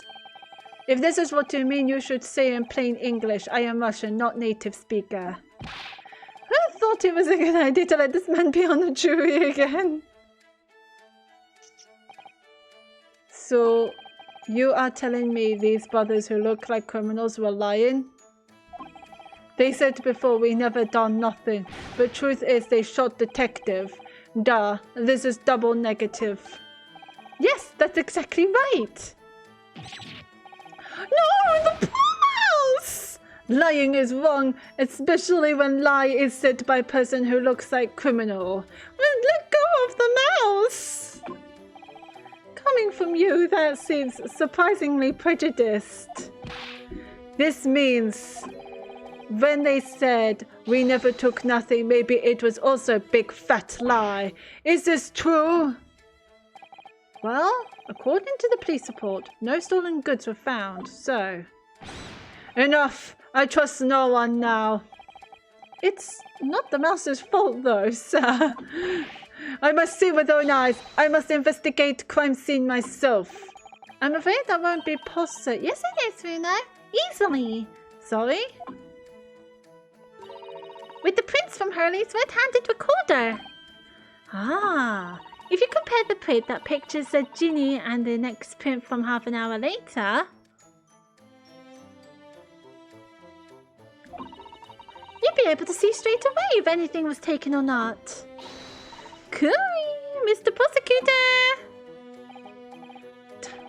Calling on the prosecution in the middle of a summation examination of all times.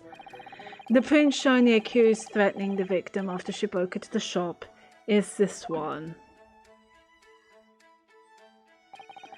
Following this, the victim and the accused moved into the storeroom. Meanwhile, the Skulkin brothers entered the shop and suddenly heard the fatal gunshot ring out. Sadly, none of these events were captured on film.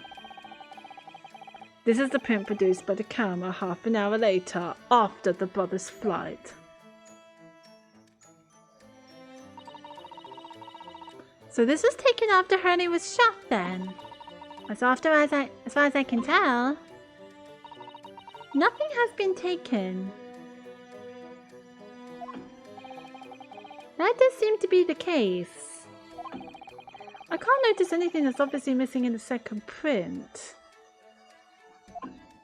No, I can't either. So the brothers who look like criminals told only one lie. They shot man, but they stole nothing. It would seem so, yes. Good. No, not good.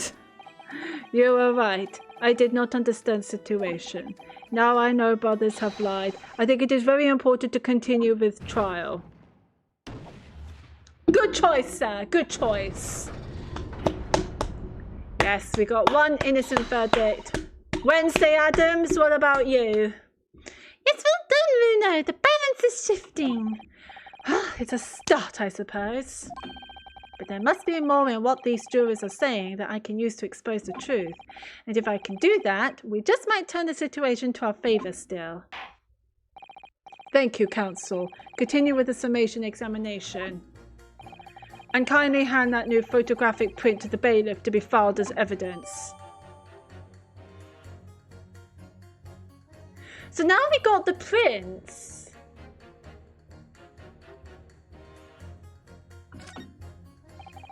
Another print.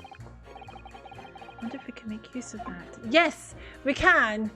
We can.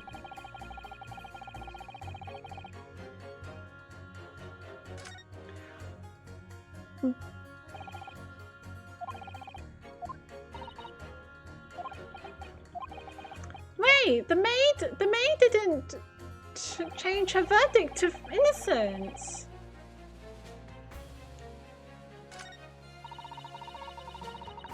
So we need to go press number 5 again to get the reaction from number 3 when she insulted stereoscopes and be able to do the prints. Hold it! Sorry, radio transmission? What do you mean? Are you from the Far East? Stop. Yes, from the Empire of Japan. All communication with Far Eastern nations used to take place by mail. Royal Mail steamers take more than a month to complete the journey. Ah, but now we have the electric telegrams, so we can send messages using electrical signals. Thousands of miles of cables have been laid along the ocean beds connecting the entire world. Thousands of miles of cable on the ocean bed. It makes my head hurt just thinking about it. You are well informed, young lady. But cables will soon become a thing of the past. Stop. And just when I was starting to catch up. Radio transmission into future. Stop. Messages carried over airways to 4 corners of globe. Stop. Excitement growing. Stop. Atmosphere electric. Stop. Right. Try not to wear out your fingers. Era of wireless telegraphy. Stop. A driving technological revolution. Stop. And people say inventions like the stereoscope are the height of technology. What are to piffle? I've been watching this clock on the desert bus, so there must be somewhere around 100 minutes somewhere, right? Yes.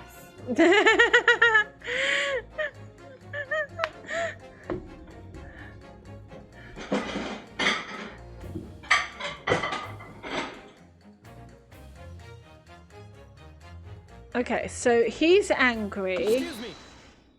We need to show the prince.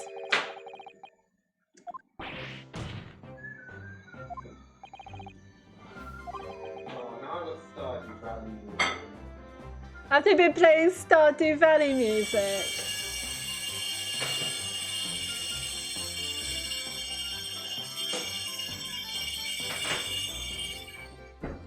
Yeah, they were playing it. With Graham, I was watching the video of Graham doing his announcement last night that like all of the cancer is gone, and they were playing Stardew Valley music. To do, like, the field. Oh, that's so good to hear. Wait, did you say all or most? Oh, All. Awesome.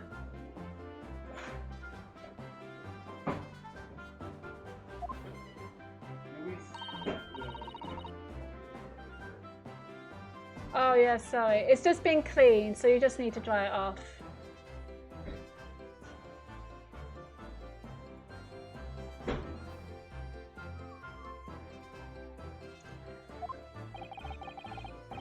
do you want a half? Yeah, do you want a half of each? Yeah, I do half of each. You think stereoscopes are just toys, do you? No, we'll want to show the prince! 3-dimensions? Why on earth would you not just use your eyes to look at the world around you? It's all 3-dimensional. Wait till she sees 3D. What a great way to appease a man. No, I'm sorry. Stereoscopes are of no practical use at all. There he gets angry. You just don't know. Pardon? I think you'll find that viewing a photograph through a stereoscope can unlock all sorts of possibilities. I'm obviously going to have to demonstrate. What sort of possibilities? Well, take a crime scene for example. If you had a pair of photographs from a crime scene that you could view through a stereoscope, it could reveal hidden clues you never even noticed before. And we got the photographs from case 2. Ooh, so I can take that one? Yeah. Thank you.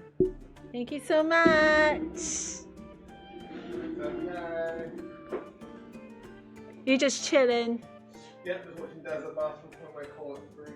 Alright, Love you. love you too. Good luck.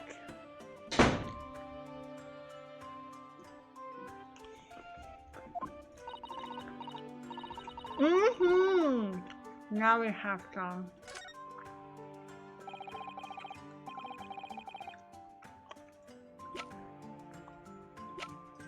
Oops, I missed it.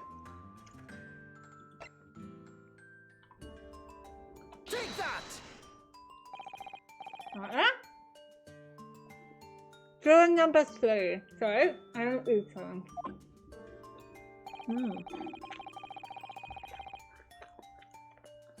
Are you saying you could do this with any 2 suitable photographic prints?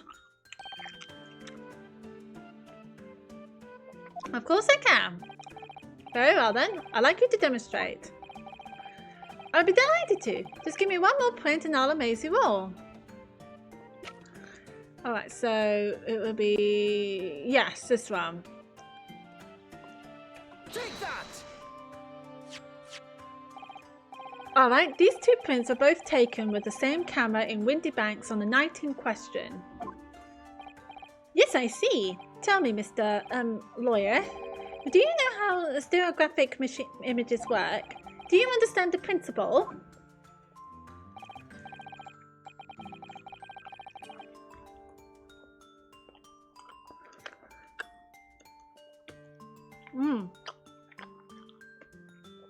We did. We learned about it with the white cat. I did have a lesson only yesterday. It's where you cross your eyes. And they become one picture. The left and right eye images need to be the same, only with a slight shift in the positions of some objects. Then, when your brain merges the 2 images together inside your head, it notices the shift, as if it were depth.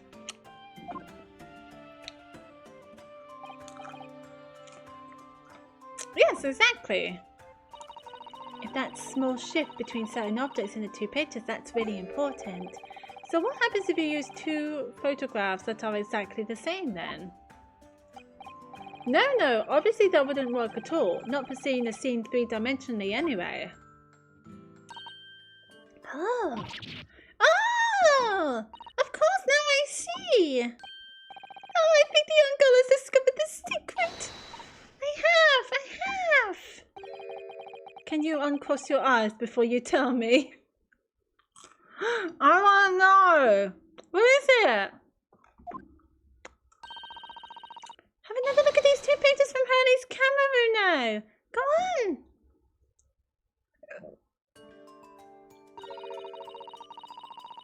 Oh!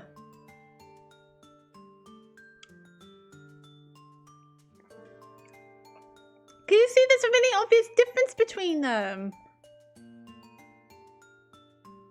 The lamp!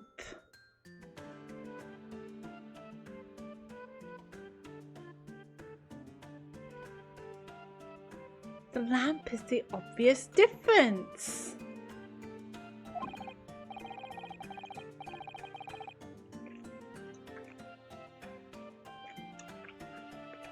Can you see the difference?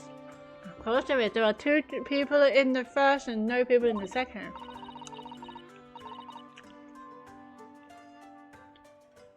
You see that straight away, but now try looking at the pictures in 3-dimensional. Alright, I'll give it a go. So to start with, you have to cross your eyes and then try to make the 2 pictures overlap exactly. I mean, I don't have to do that. The lamp is missing. The lamp is being shattered. That's what the little pieces on the floor were. Oh, shit. Let's see if by crossing my eyes I can make the quill pens from each pen overlap in the middle.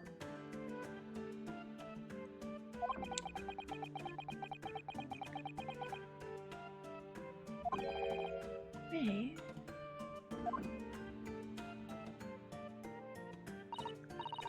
Well, did you manage to see it properly, Bruno? Yes, I saw it. What's going on with these two pictures?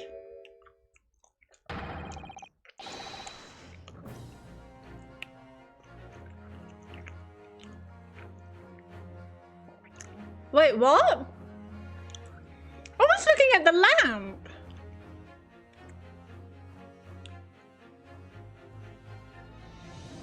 Some of the things on the counter sort of jump out at you. I was thinking of the lamp.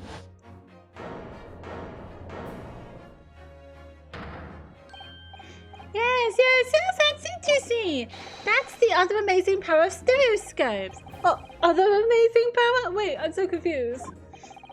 Is something going to explain this black magic, eh? Why the deuce do some of the things on the counter seem to jump out at you like that, I think you find that if you consider the basic principle of the stereoscope, you'll answer your own questions. Basic principles of the stereoscope? As I said before, if you try to look at two identical pictures using a stereoscope, it won't work at all. It's a slight shift in the positions of certain objects that lets you see pictures three-dimensionally. In other words,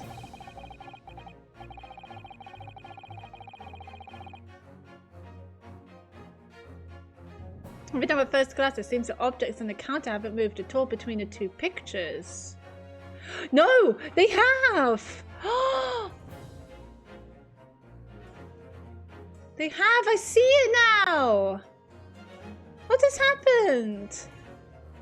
The picture of the dog, the scales, the skull in the books, and the doll and those papers shifted that way. This shows that actually there must have been a slight shift in their positions.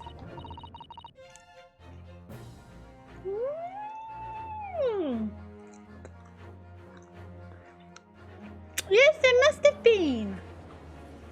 What's happening? Now hold fire there, sir. Got a reasonable grasp of this whole cross-eyed business now, I'd say. But why the devil does a shift between the two prints exist in the first place? Well, what's the answer, fellow? Come on, you're the cross-eyed master. Me? Oh. That's a fantastic idea. You know, Bruno, it's quite simple. It is? Just think it through step by step. The first photograph was taken at 1 a.m.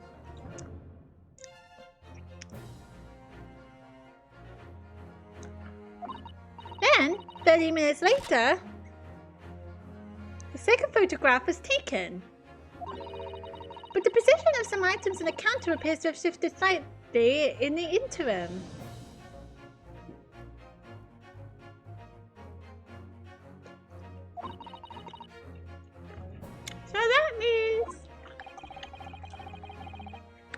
So that means that sometime in the half-hour interval, someone must have tampered with the things on the counter. Zookers! Someone tampered?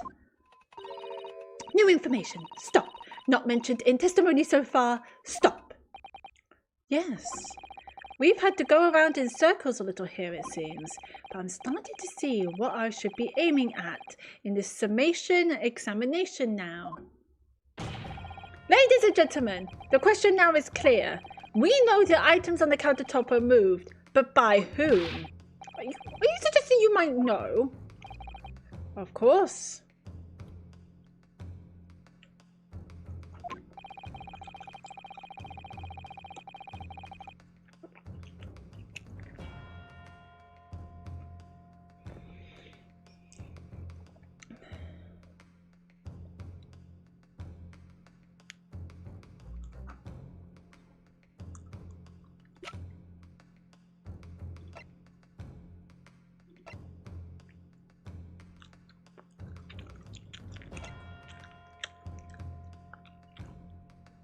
It must be the brothers. It must be the brothers. Take that! It was the witnesses currently in the stand. The Skulkin brothers. Wait! This does not agree with what brothers said in testimony before. They said they did not even have time to pull dukes from Lucy lockets. My Facebook says dukes is meaning hands and Lucy lockets is meaning pockets.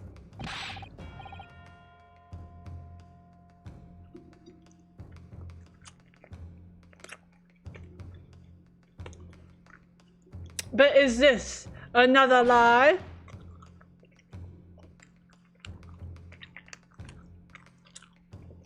Is this what you are saying? Yes, I'm afraid so. No, hold on there a minute. You can't be sure of that. I quite agree. The accused is a common pick purse, after all. Perfectly possible that she went through things on the desk to see what she might steal. I think that's unlikely. And why exactly? As you can see from this photographic print, the defendant was pointing a gun at the victim. It would seem, as my learned friend indicated, that she was cursing Mr. Windyback to open the storeroom door. In other words, Mr. Strahd's interests lay within the storeroom, not in the main shop, giving her no reason to touch anything on the counter. All of which points to one thing. The Skulker brothers have omitted key facts in their testimony. Nicely done. But the accused is a pick purse, common gutter trash. Why look any further for the wrongdoer here? Because the Skulker brothers are thieves, madame. No better, if not worse, than a pick purse.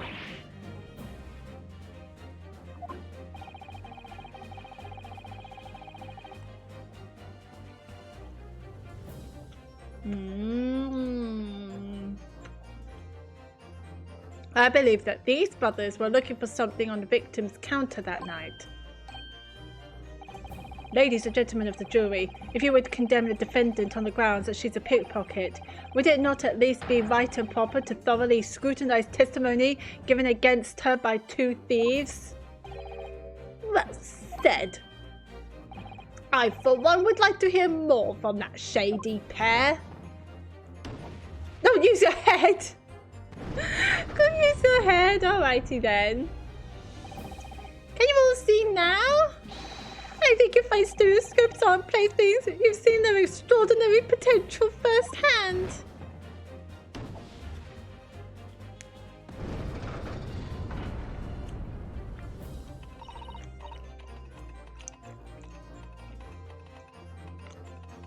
Wholeheartedly agree. Stop. Must purchase after trial. Stop. Will return home by Regent Street. Stop. Nicely done! Woohoo!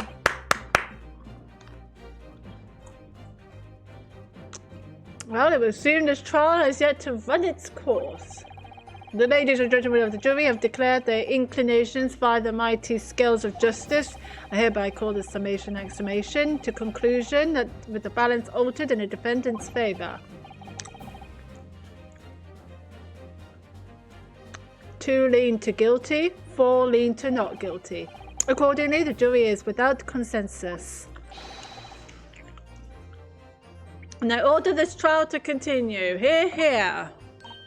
Hey, well done! Oh, by the way, what? You should hold on to this, Uno. You never know when it might come in useful. Twice in one trial would be unusual, surely, but alright. It would still be very useful. How did I use that? Lord Van Streaks.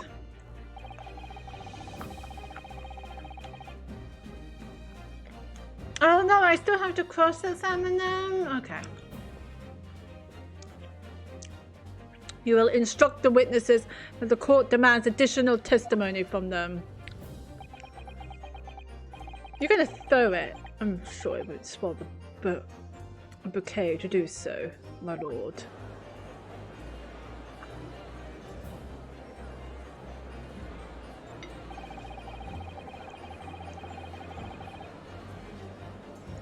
find myself another chance to probe that pair about their activities that night at least. And I won't stop probing them until I've proven that Gina is innocent.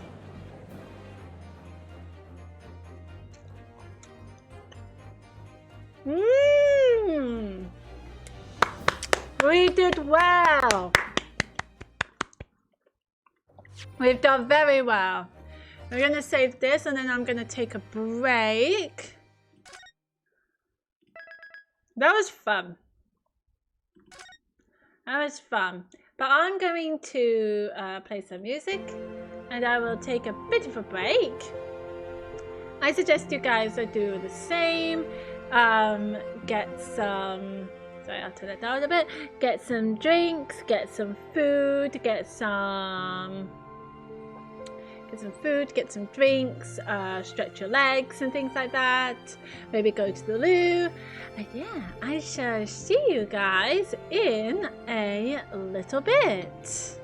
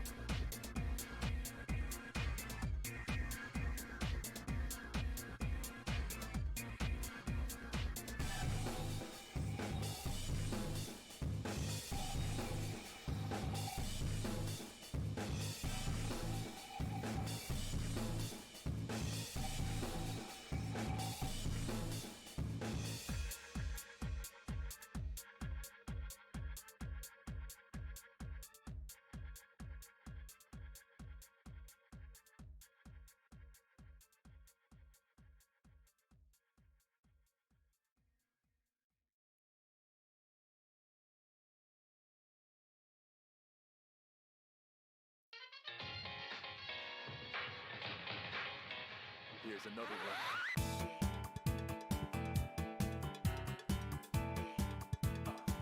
One time for the mind now.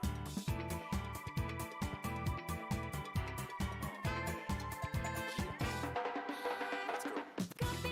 Something true now. I'm not looking anymore. The times we're breaking, love up flow now. Sharing real connections, what we'll make. Come on, let go, baby, more. Don't you know you let it on a jet for that? Try to put the phone double clicking on the go, but I no use. Hey, I'm gonna go in. And I went with a flow, double trouble on the go poses. Kid posing, opposing against these foes. Please know I'm the roses. The group out on the concrete jungle. Not a day goes by without me thinking about that way the world stopped me motion. When you walked into my life and we connected like we share the same emotion. Couldn't help but move the glass open and spot us into each other's blind spotches. All this energy's got us inspired now. We couldn't stop it, just set it free and dance.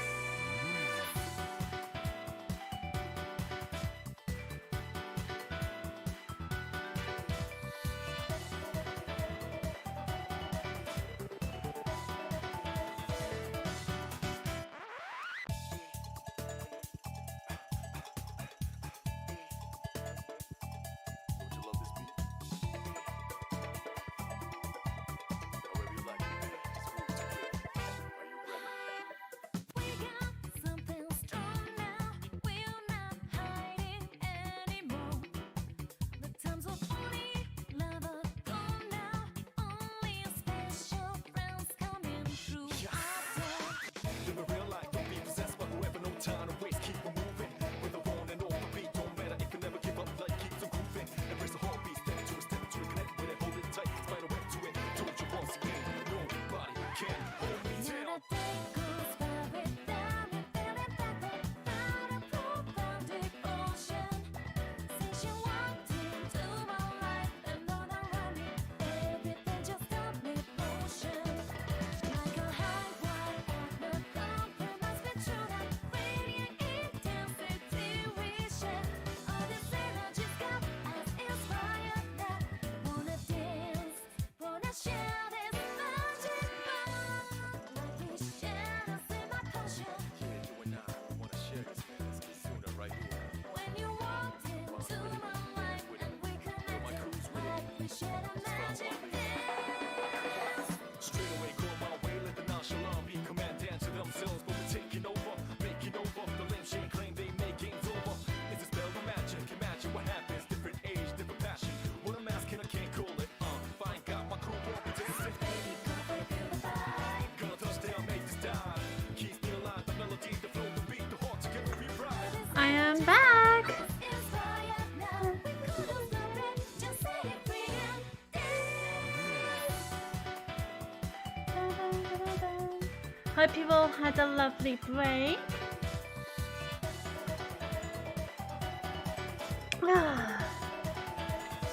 And ready for more of the trial.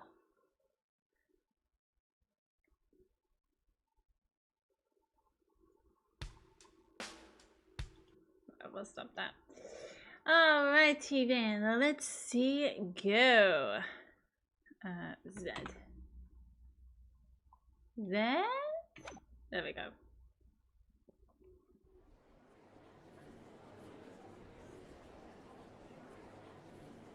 Okay, this is tense. Order, please. Let us resume proceedings.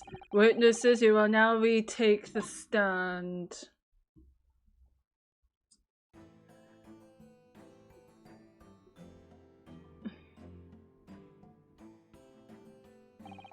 I presume you heard the defense counsel's summation examination. Oh yeah, Governor. I did, Gov. I did. Mr. and Mr. Skulkin. God blimey! This is going to be hard work. Yep. Very much hard work. Earlier in this trial, you gave the following testimony about your actions after you entered Windy Banks. Well, it was bedlam soon as, wasn't it? It was, Nash, it was. Didn't even have time to pull me ducks out of me Lucy lockets. However, that was a lie. You brothers. Can't blame me. On the night in question, you rifled through the items on the victim's counter. We never done nothing of the sort. How do you figure that out?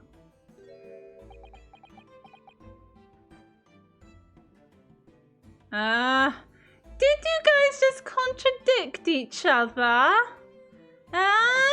Their eyes. I can't get over their eyes. You will now give formal testimony once again. You will tell the court precisely what happened on the night in question, and this time you will tell the truth. Each lie that passes your lips serves to increase the severity of your punishment. And that, gentlemen, may deal a crushing blow to your chances of ever seeing the light of day again. Well, it's perjury! Perjury's illegal! Come on now! I thought worth pondering, perhaps. Then I won't go here. You will blow, will squeak with peach. I hate these two. I hate these two so much. Illegal entry. The whole truth. The whole truth. Alright, we did knock a few things over, but we weren't actually for nothing. It was when we heard the gunshot, see me, jump and all that stuff went flying. Lummy, you didn't have to give me a fright. We was just thinking the shooter come out the door and get us next. We stuck everything back where we found it and scarpered straight into him in the back. In the black. We couldn't have shot the poor bloke I see. We never even had a chance, did we?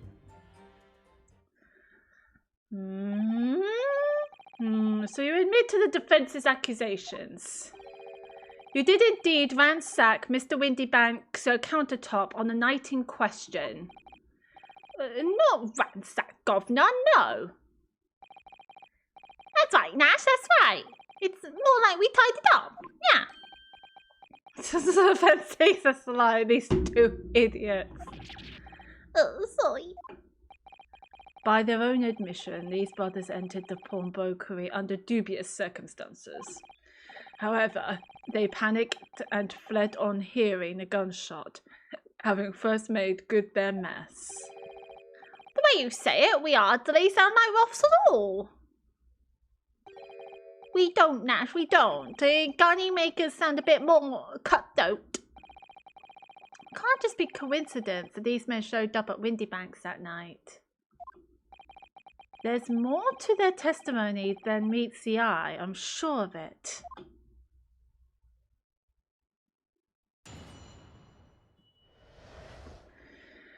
Let's go, shall we? Alright, we did knock a few things over, but we weren't rifling for nothing. Hold it!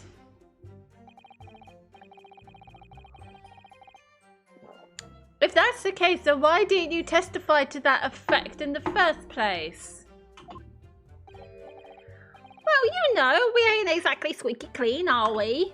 We ain't, Ash, we ain't. If we admitted to something like that, people would think we was up to no good.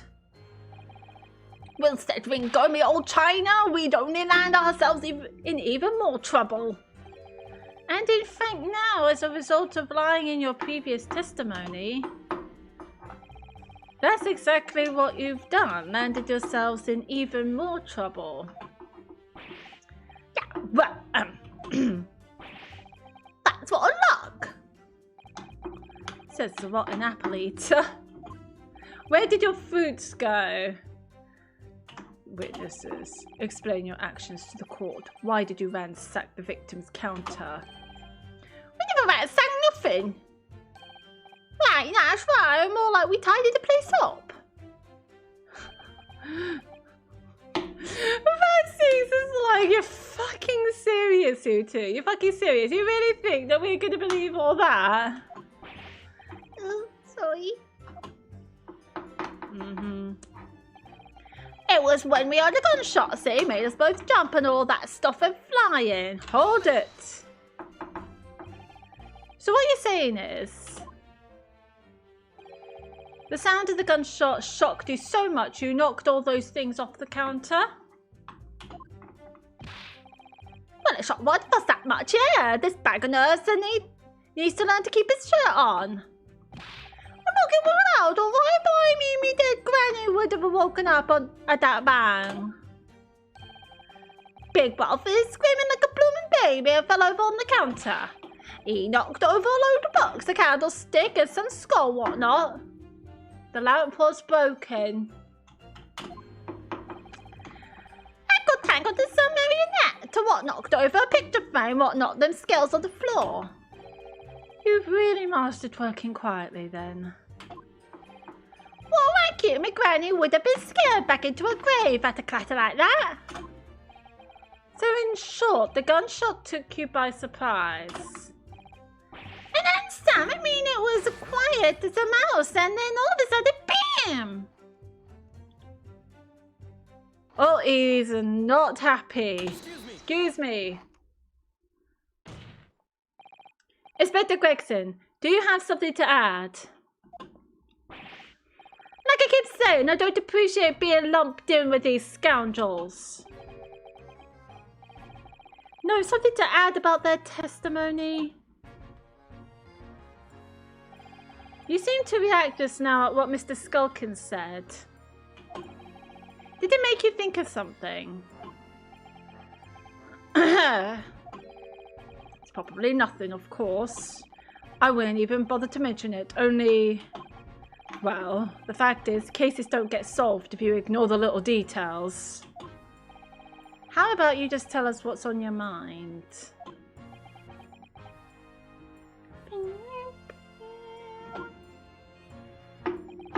As you know, we brought these fellas out into the yard for questioning last night, and the statement they gave then told a slightly different story to what they're saying now. Did it? You claimed you heard the victim shout something out before the gunshot.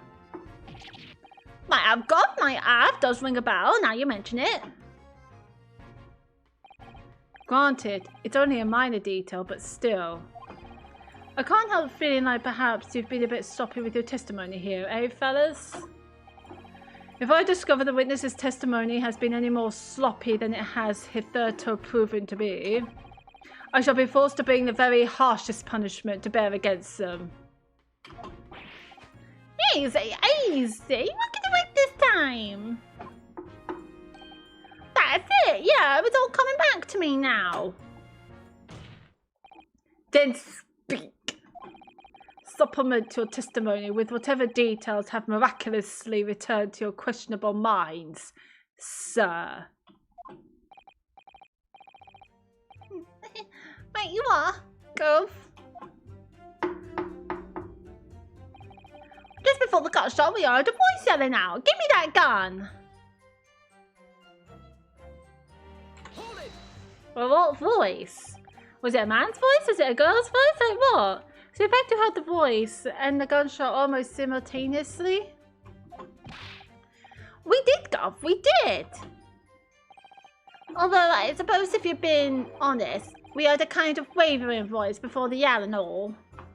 If you don't want to get shot, give me that gun.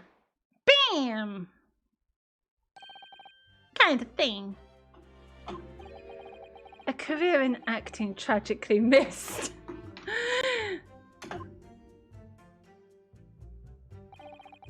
And where are the voices coming from? Could you tell? Of course I could. From the other side of that door behind the counter it was.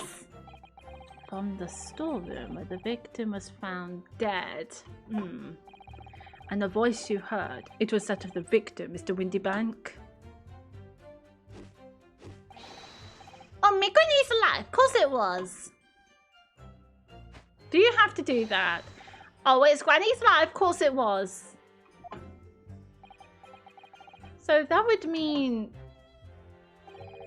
that you both knew Mr. Windybank and the sound of his voice? So that would mean what? What, Nash? What? Any ideas? Yes, Council, indeed it would. No, we didn't know the geezer. Look, guys, all of us, legitimately all of us are against you. You are not getting out of this. Am I supposed to deny it when that bloke and all the fancy clobbers are giving us the evil eye? Because you're idiots. If you value your lives, you will ensure your testimony is accurate and true.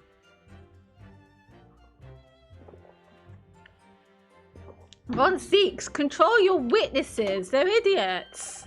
Oh, me Granny's life it is. Oh, it's Granny's life it must be. Surely both of you have the same grands if you two are brothers. It's a good job his granny's dead. Oh no, I should not have laughed. To summarize then, immediately after hearing the voice of the victim, you then hear the gunshot, causing you to stumble and upset the items on the counter, scattering them over the shop floor. You make it sound like we're clumsy. Don't forget we tied it up after, like, good little boys. Anyway, the way I see it. So my voice is starting to hurt. The bloke what owed the place and was holding a gun as though he should have just fired instead of yelling at the...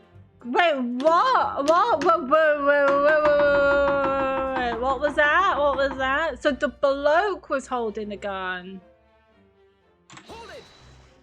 What was... You're saying that Mr. Windybank had the gun in his hand?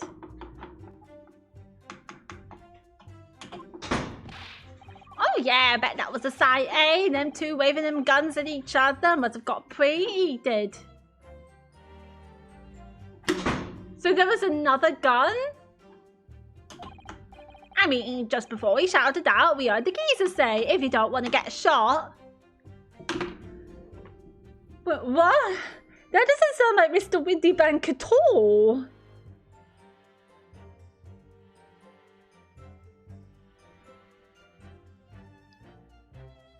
So, Didn't really sound like you meant it, mind. I'm more of an empty threat, you could say. Mr. Windybank was known to keep a revolver on his shop counter at all times. Well.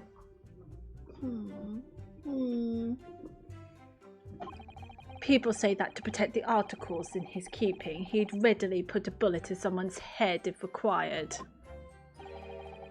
That someone being himself, of course. Good grief, extraordinary devotion indeed, if alarmingly misguided. Well, he certainly sounded like he was ready to pull the trigger the other night.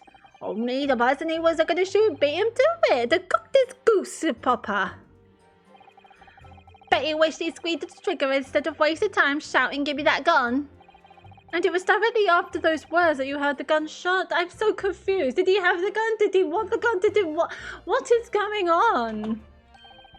It was more or less at the same time, Galv. Give me that gun! Bam! Kind of thing. Yes, a career in acting very tragically missed. Then we heard the sound of something hitting the deck. We thought everything went dead quiet. After that, we done a sabotage job tidying the place up.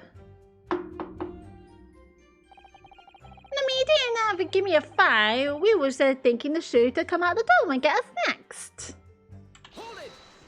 Hold it. I'm so confused by their statements. So you didn't try to open the storeroom door then?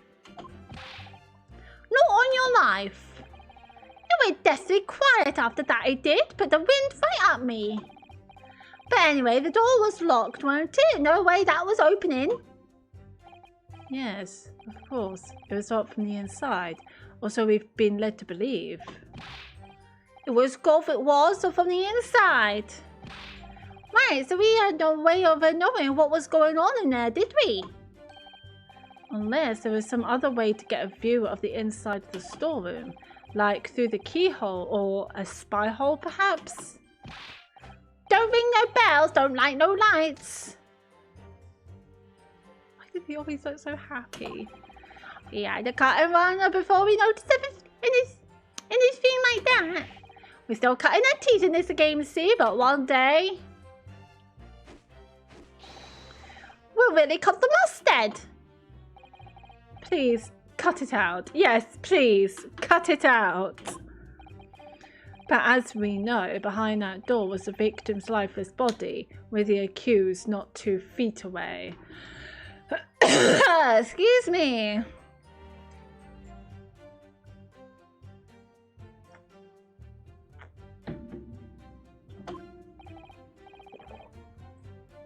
Yes, unfortunately. Gina was in there unconscious with a gun in her hand. What caused her to be unconscious, though? To confirm, would it be correct to say that neither of you set a foot inside the storeroom? That's right, Gov, that's right. Couldn't have, even if we wanted to.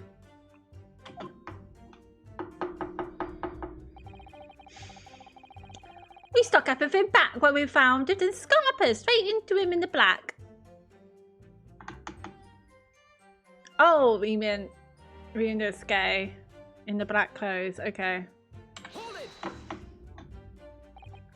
Yes, whereupon you fired a shot from your own gun at Mr. Herlock Sholmes. Oh, yeah. We was a bit hasty there. We was, Naz, we was. Truth be told, I was already shaking like a leaf when you lot turned up. If you're shaking like a leaf, don't put a loaded gun in your hand. Good advice, miss, good advice. Truth be told, my mind went totally blank. Before your mind goes totally blank, make sure you don't have a loaded gun in your hand. A bit of note, mate, miss. After that, we laid it down the street, but apparently we looked dodgy to the coppers or something, so they clapped the derbies on us like winking. And after you'd been handcuffed, the police found this revolver in your possession, correct? Oh, well, yeah. But listen, that proves it, doesn't it, eh? We couldn't have shot the pawnbroker, see? We never even had a chance, did we? And why should we believe that? Yeah, what? Well, because it's true, isn't it? The place is totally empty when we went in. At that time, the victim was already in a storeroom, having been forced to open the door by the accused who had a gun to his head. In other words, on the night in question, these 2 witnesses never even laid eyes on the proprietor of the pawnbrokery, Mr. Windybank. Correct?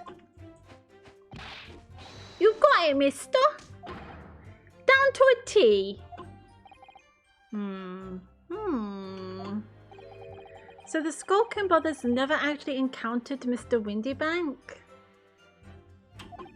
Is that really true? I wonder. That's it? That's the full extent of their testimony? What is it, Runa? You look very fierce. I could pour you some herbal tea if you're tired. Oh, thank you, but I'm fine. Being such a logical thinker, you'll probably laugh. But I feel as though these brothers are still hiding something important. It is nothing more than a feeling, though. I have no proof to support it. Well, feelings can be very logical at times. Sorry? People's expressions, the movement of their eyes, the words they choose. You can take all that in and your brain will quietly analyze it to come up with a feeling like you describe. You've concluded that there's something suspicious about this testimony without knowing why. That's all. I think you should trust your instincts. Iris, thank you. Sometimes I think if she's 10 years old, I must be 5.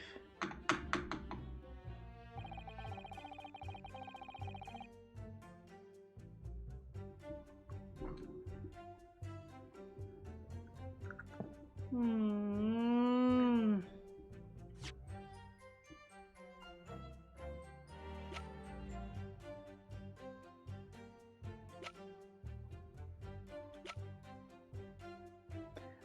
How do I use this?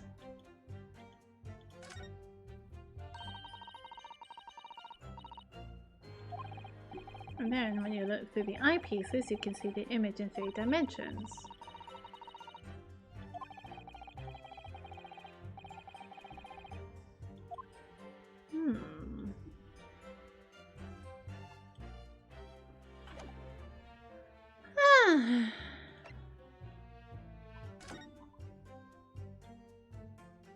We haven't really inspected the gun.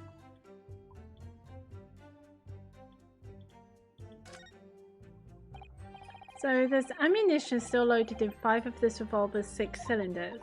Yes, which tell us that only a single shot has been fired from it. Exactly. The bullet that hit Hurley, in fact, isn't it? Yes, it happened almost as soon as we walked in through Windy Bank's door. I'll make those brothers pay. Nothing. I can't see anything out of the ordinary. What about you?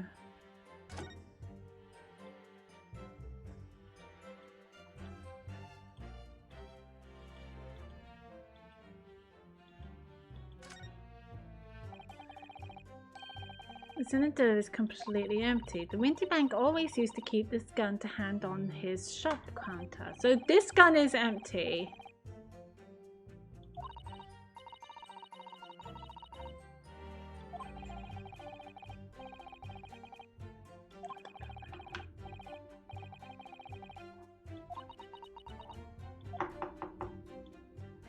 Nothing out of the ordinary.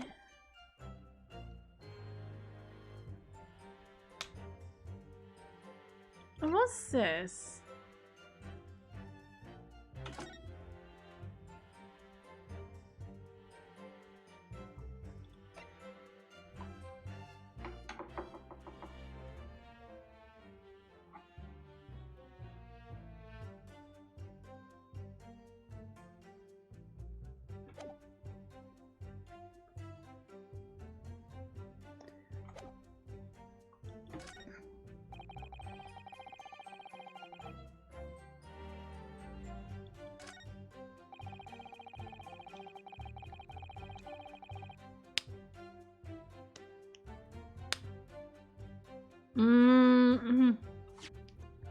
Really? Objection! This is otherwise. You're saying that on the night in question, the victim, Mr. Windybank, was wielding a gun, is that correct? That's it, Garth. You've got the picture. Your testimony was all over the place. Yes, and Nash, yes, no questions. I was trying to figure out which is the lying one. And yet the photographic evidence from the time of the incident clearly shows that Mr. Windybank was not in possession of a firearm of any description. Objection! You surprise me. I know it's a terrible picture because it shows, it puts Gina in a bad light, but does the defense really intend to highlight evidence that compromises the position of the accused even more? Furthermore, the defense has failed to establish that the photographic print presented was taken a suitably short time prior to the victim's death. The chronology is severely lacking, counsel. Yeah, that's right. Too right, Nash, too right. The old geezer could have been about to turn the tables on the girl, eh? Hardly likely. No, I'm afraid this won't stand as conclusive evidence. Continue with the cross-examination, counsel. Heed my earlier warning, witnesses. So there are wrong ones now.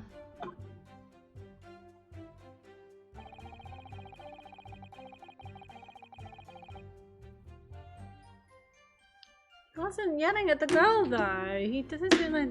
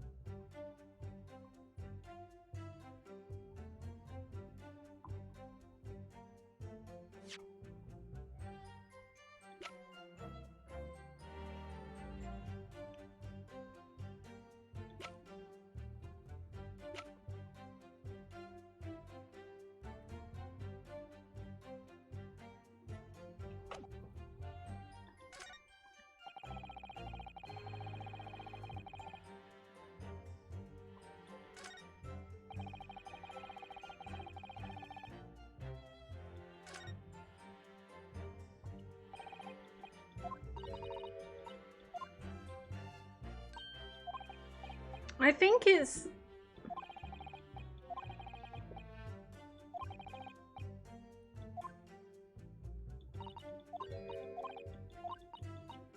There is one thing I want to try. Let's try pressing the statements again and see if we can get them to react the shooting.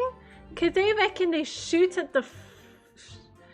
He was shot at the front, not at the back. But the evidence shows shot at the back.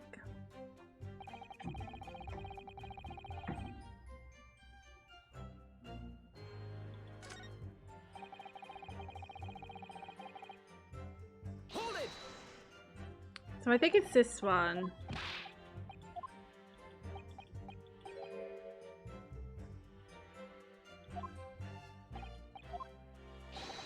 This one.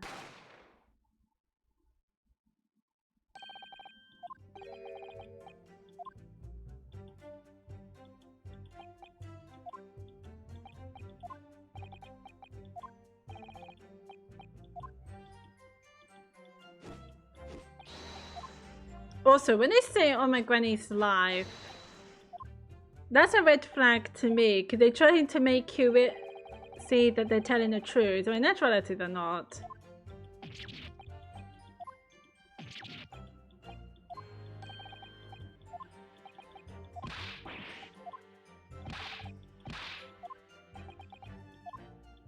This is a big press.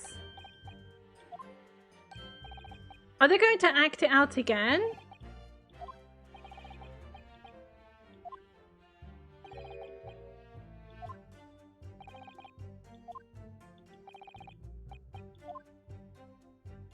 No.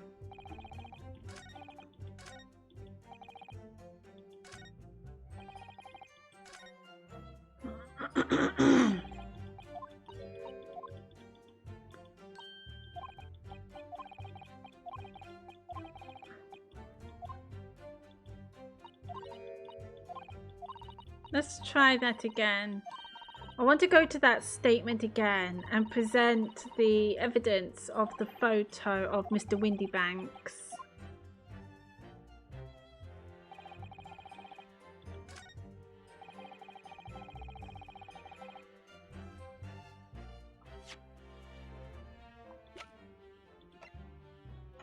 Objection! Wait, that's not right. That's not right.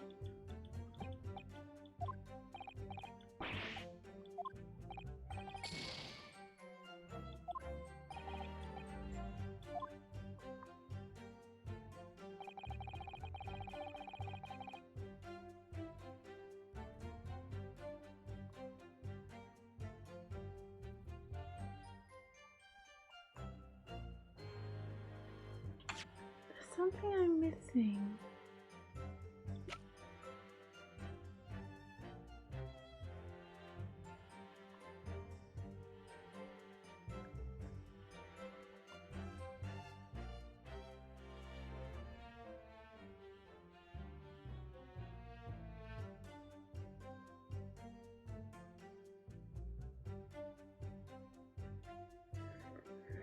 Could be an autopsy report.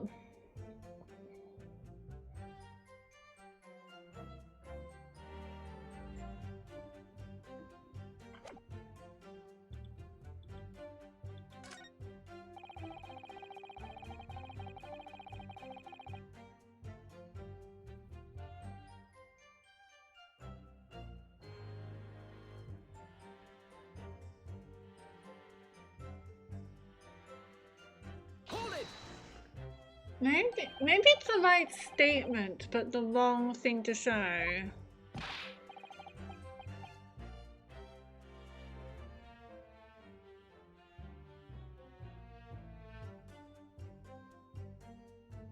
But we only got 2 guns. What?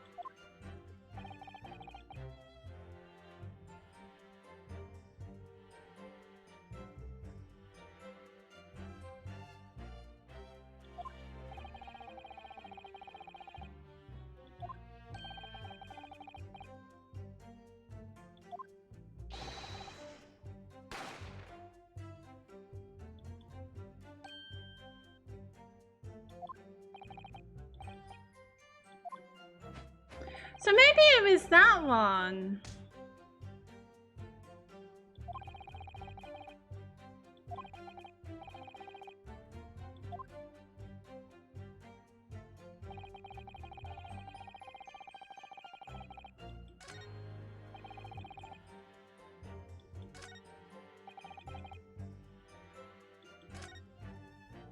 Hmm.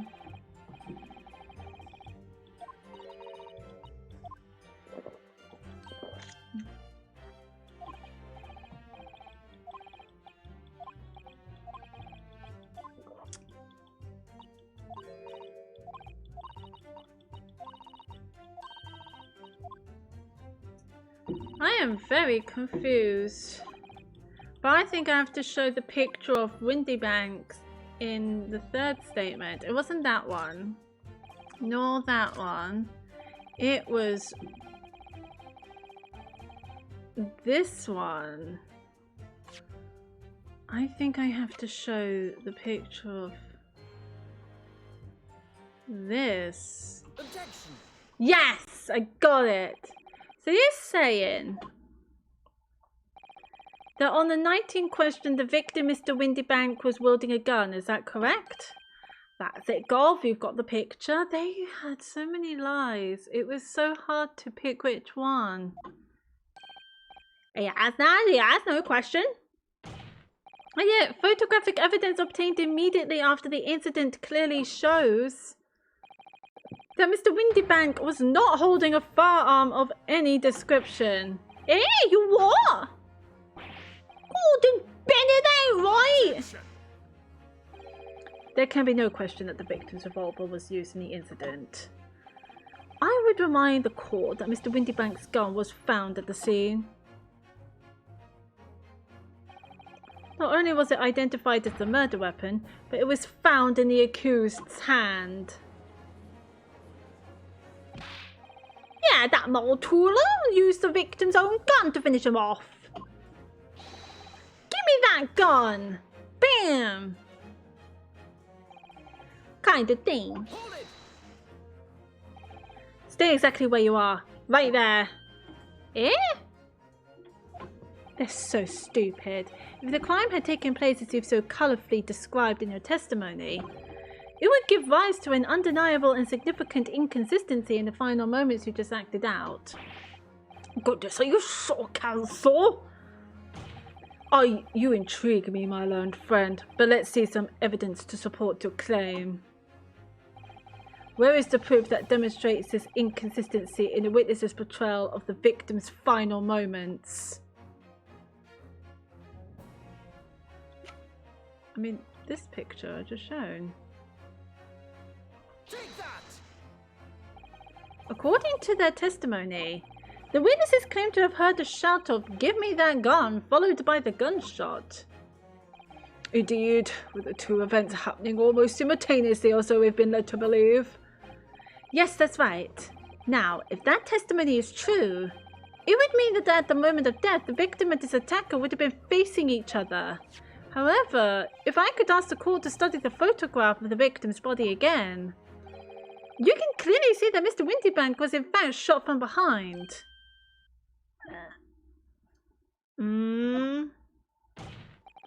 So as I stated before, there is an undeniable inconsistency in your testimony, Mr. and Mr. Skulkin.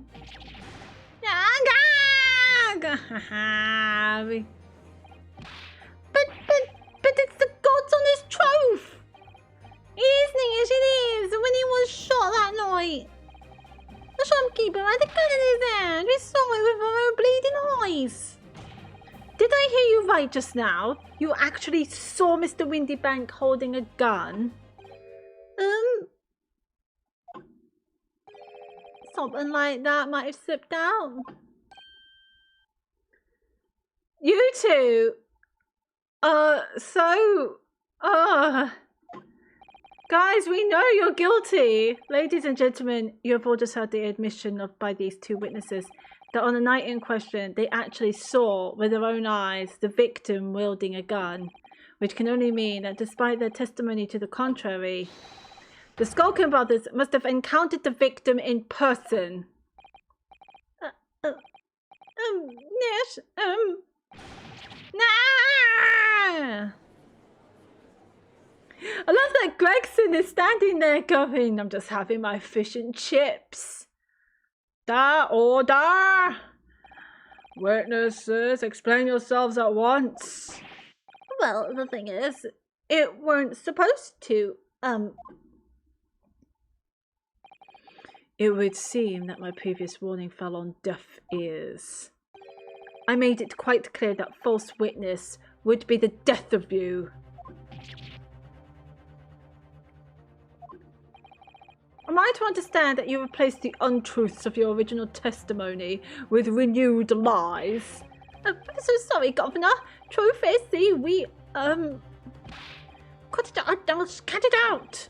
If we blab now, you know what he'll do to us. He? Who are they talking about? Oh, there's a third person. Who are they talking about? Let me make a position here perfectly clear. Yeah. You will talk. There is no other option available to you. Well, come on, the game's up. They'll have our guts for garters. In case it hasn't quite sunk in yet, no matter how hard you try to hide it, the truth will come out.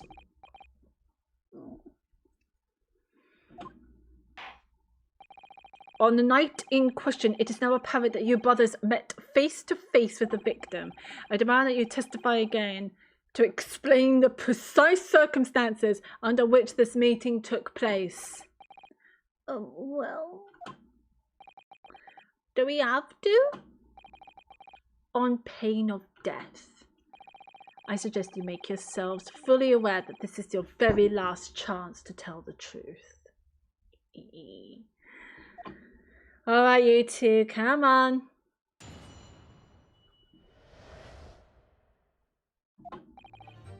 Alright, so we just got inside the gaff and heaved a sigh of relief when the geezer showed his mug. Give me that gun, you fellow, and then he flew at us like he was possessed. I thought we'd had it. For an old geezer, the blow was strong as an ox. He chucked me over the counter. This doesn't sound like Windy Banks and all. He pulled me gun on him and then he legged it through the door into the back room. We never had nothing to do with killing him. That's all what happened, I swear. So you're now telling us that moments before the victim was killed in the storeroom, you in fact encountered him in the main part? The testimonies are all over the place. 1 minute they say they don't know him. The second that they did face him, and then they're like, "Oh, we did have an encounter with him, and he threw us over the fucking counter." This is I've never heard so much faff in all my life. And I cross-examined Dyer Hawthorne, for fuck's sake. Well, yeah, so sorry. Wow. We find ourselves at an interesting juncture. This changes matters considerably. But honest, Governor, this time, Nash, we ain't got nothing more to hide. Very well. Counsel for the defence, you may proceed with your cross-examination. Yes, my lord. This is it. The moment I've been waiting for. The final blow! Let's go! Encounter with the victim.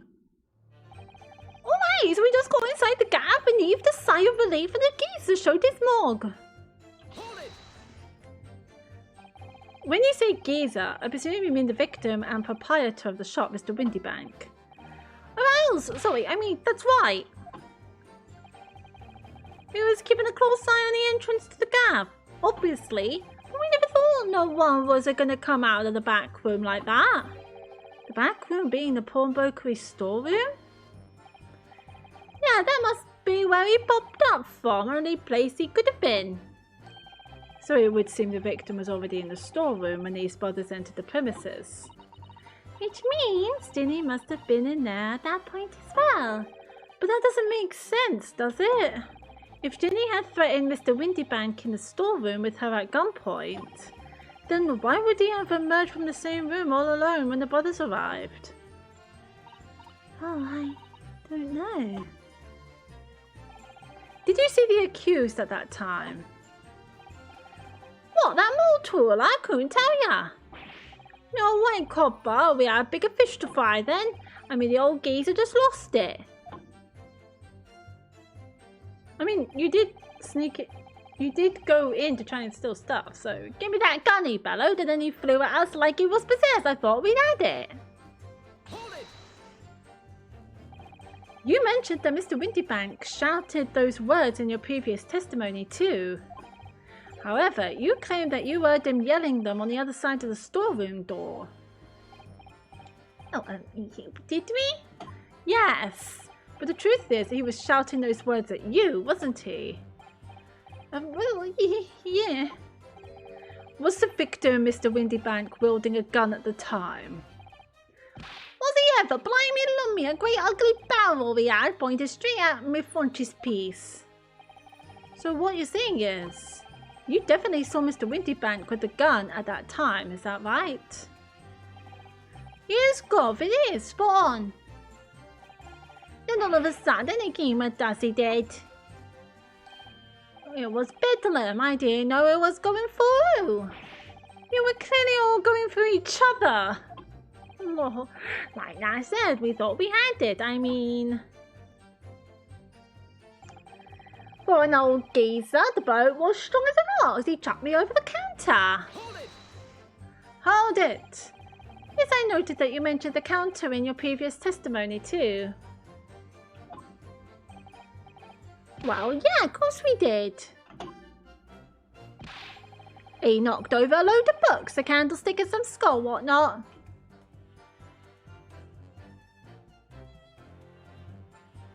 Oh yeah, the lantern was knocked over. Well, it was smashed. That got tangled in some marionette. What knocked over a picture frame or what knocked them scales on the floor? So in fact, it wasn't the sound of the gunshot that shocked you and made you knock those things off the counter.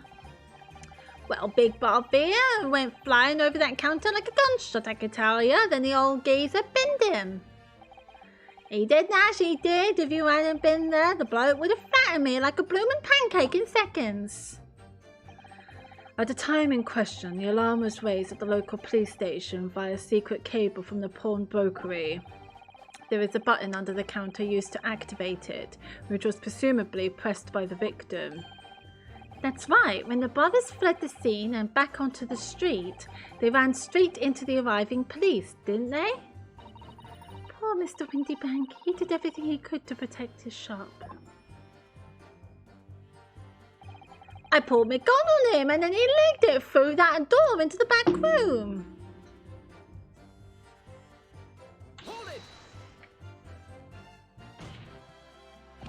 Were you intended to shoot Mr. Windybank?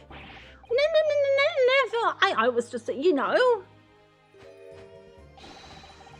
looking out for my brother and he was being flattened, don't forget. By a man whose shop was being burgled, yes. And then the man fled into the storeroom when you pointed your gun at him, is that it? Yeah, that's it. He shoved me away, then ran off through that door and shut himself in. There's something about that last remark. Something that doesn't quite ring true. I wonder why Mr. Windybank ran away into the storeroom. What? Well, according to what everyone's saying, Ginny was in there waiting for him with a gun. Ah, yes, that's right. Gina allegedly used Mr. Windybank's guns to threaten him and force him to open the storeroom door. In which case, how did the gun end up in Mr. Windybank's hands again? I have no idea, but that is strange, isn't it? Look, the point is, me and my brother here. That's right, Nash, that's right. Me and my brother here. Never had nothing to do with killing him. That's all what happened, I swear. I doubt it. You say you had nothing to do with it? Nothing at all. That was really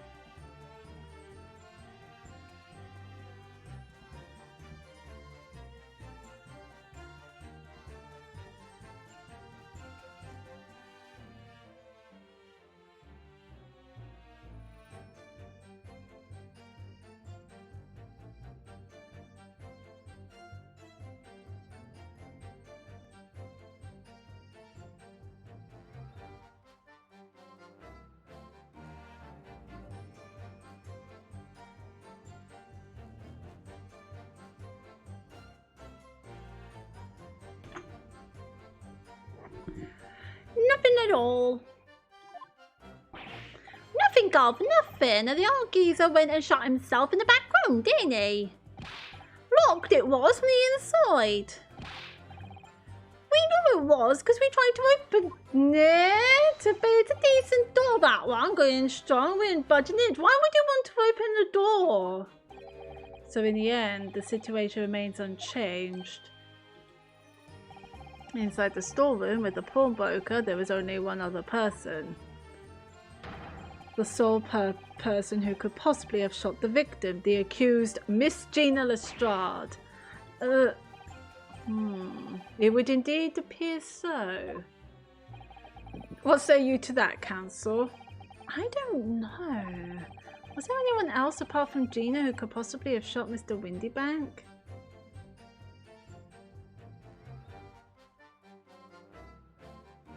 Yeah, there could have been. Didn't they say there was another gun? Mr. and Mr. Skulkin! What? What's that look for? From the moment you admitted that you'd encountered the victim face to face that night. The course of this trial changed completely. Aha. It did? What is your point, my learned friend? The question we must answer is, who could have shot Mr. Windybank? And it is the belief of the defense that the defendant is not the only possible answer at all.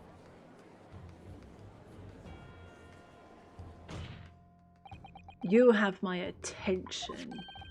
In that case, let us return to this plan of the premises. The victim was killed in the storeroom, which was locked from the inside. Those are the facts. So pray, what other possible answer to the question of who shot the man could be? Counsel, you must now provide answers to the court in respect of two conundrums. Two, my lord? Twice as many chances to be right, maybe. Indeed, namely, from what location did the culprit shoot the victim? And furthermore, where was the victim at the time? Understood, my lord. Are you alright, Runo? I'm not entirely sure, but there's one thing I am sure about. If I can prove that there's a credible new alternative to what happened, it would change Gina's prospects hugely. So now, time for some clarity.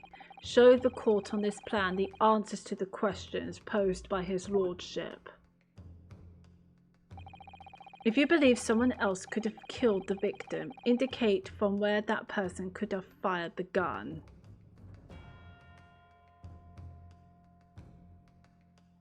I'm going to need to see the court records. I need to see that picture.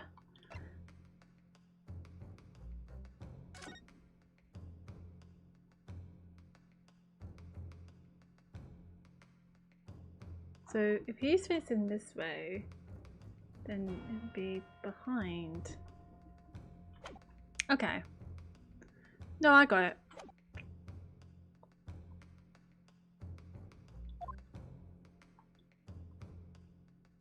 He could be somewhere around here. Take that! The defense believes that the culprit could have shot the victim from this location here. And in answer to the second question, assuming the culprit fired from the location indicated, where was the victim at the time?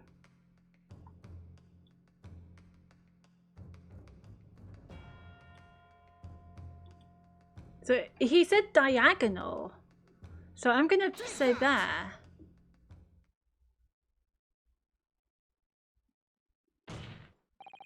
The culprit shot the victim from outside the storeroom. Continue. Mr. Windybank died instantly from a bullet wound in his back. Looking at the stain of blood on the storeroom floor, it doesn't appear that the body was moved after death, which tells us that he was almost certainly shot while he was in the storeroom. However, the crucial point is, where was the shooter when the fatal bullet was fired? So you are adamant that the shot was fired from outside the storeroom? Well, according to the Skulkin brothers' earlier testimony, I pulled my gun on him and then he legged it through that door into the back room.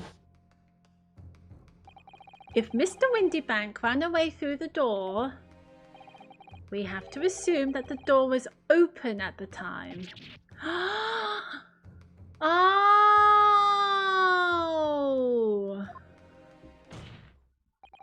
It was at precisely that moment when the victim was fleeing for his life that these brothers had the perfect opportunity to shoot the man in the back once he was inside the storeroom.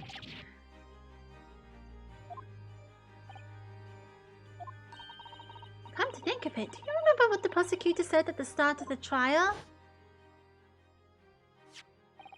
Moving on to the findings of Scotland Yard's coroner, his report states that the bullet entered the body on a rising diagonal trajectory.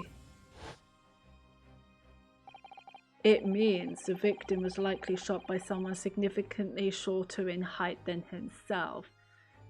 The brother! The brother! Poor man, shot while he was running as fast as he could to safety. Oh, of course! He would have been leaning forward as he was running away. So even if the bullet was fired horizontally, it would still have entered his body on an upward trajectory. So the culprit isn't necessarily someone shorter than Mr. Windybank. I'm sure my learned friend can't have forgotten that the storeroom door was found closed and locked from the inside. You claim the victim was shot as he fled into the room. Do you also claim his corpse was dexterous enough to turn the key in the lock? Oh, but what if someone else locked the door? Yes, there is someone else who could have locked the storeroom door. Is that so? Very well then, counsel, present your hypothesis to the court. In the scenario just described, the defense's assertion is that the victim was shot from outside the storeroom. In which case, who shut and locked the storeroom door from the inside? Gina! Obviously, the person who locked the door was the only other person inside the storeroom at the time. The defendant, Miss Gina Lestrade. That's absurd. You're suggesting that the accused deliberately engineered the sealed room? For what possible reason? Such actions would only serve to tighten the noose around her neck. I am inclined to agree, I must say. Well, counsel? Ah, yes, that's a tricky one, that isn't it? Half-baked notions have no place in my courtroom, counsel. Remember that, please. But of course, Ginny would have locked the door. It almost goes without saying, doesn't it? It does. Does? Well, if I was Ginny in that situation, I know I would have locked the door as quickly as I could. I mean, those two burglars had just fired a gun in her direction, hadn't they? Well, yes, obviously. Before the two brothers arrived, Miss Lestrade and Mr. Windybank were in the storeroom together. Now, I don't know what went on between them at that time, but at some point, Mr. Windybank must have heard the intruders breaking into a shop and left the storeroom. Intruders, eh? That's us, bruv. If your theory is correct, that would leave the accused alone in the storeroom. Yes, it would. Then, probably only moments later, the victim fled back through the storeroom door, hoping to escape danger. Hit in the back by the bullet, Mr. Windybank fell to the floor where he was, just inside the storeroom. And what we have to ask ourselves now is, what would the defendant have done in that moment? I see where you're going with this. Outside the storeroom was a terrifying killer who had just murdered Mr. Windybank. As soon as that thought struck Miss Lestrade, she slammed the door shut and locked it, in order to save her own life. But we ain't the ones who done it. We ain't got a V8. You gotta believe us. I mean, come on, we never shoot no one. You did. You shot Sherlock Holmes. That's blatantly untrue. I know for a fact that you would, because before my own eyes, you shot Mr. Sherlock Holmes. There is only one logical conclusion here. Mr. and Mr. Skulkin, your brothers had every opportunity to have been the true perpetrators of Mr. Windybank's murder.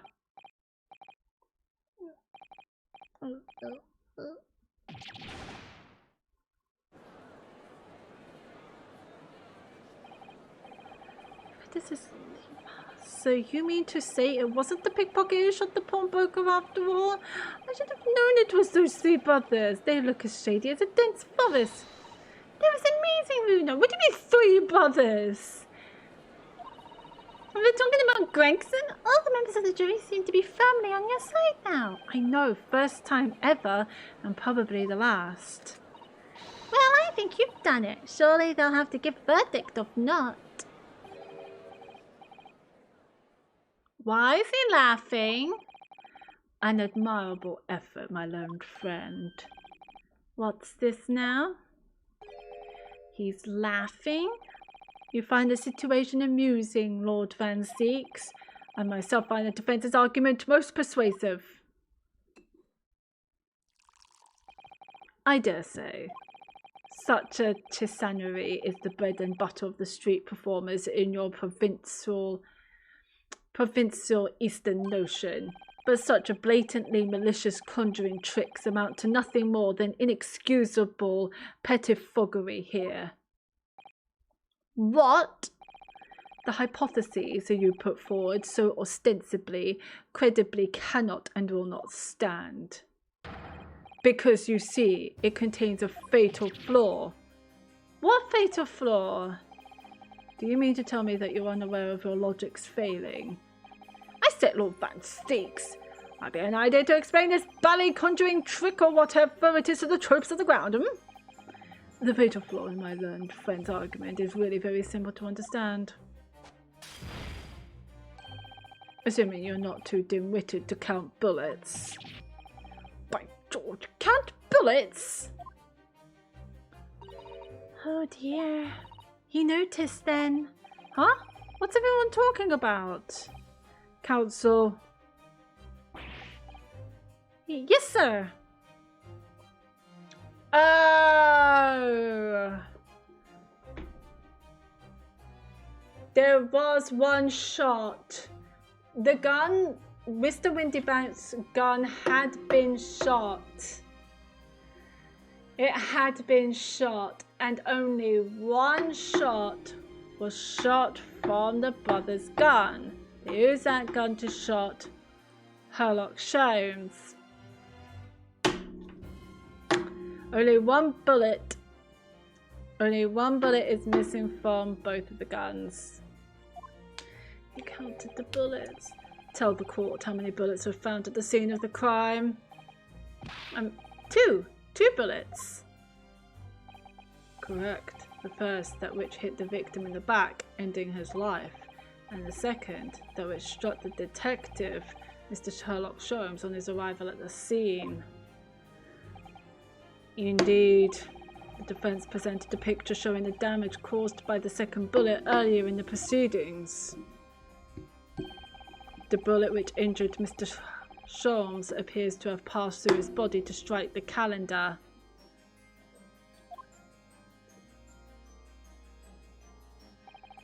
Your lordship's understanding is correct. Furthermore, we know there are two firearms involved in the incident. The revolver belonging to the victim, Mr. Windybank, and the Skulking brothers' revolver.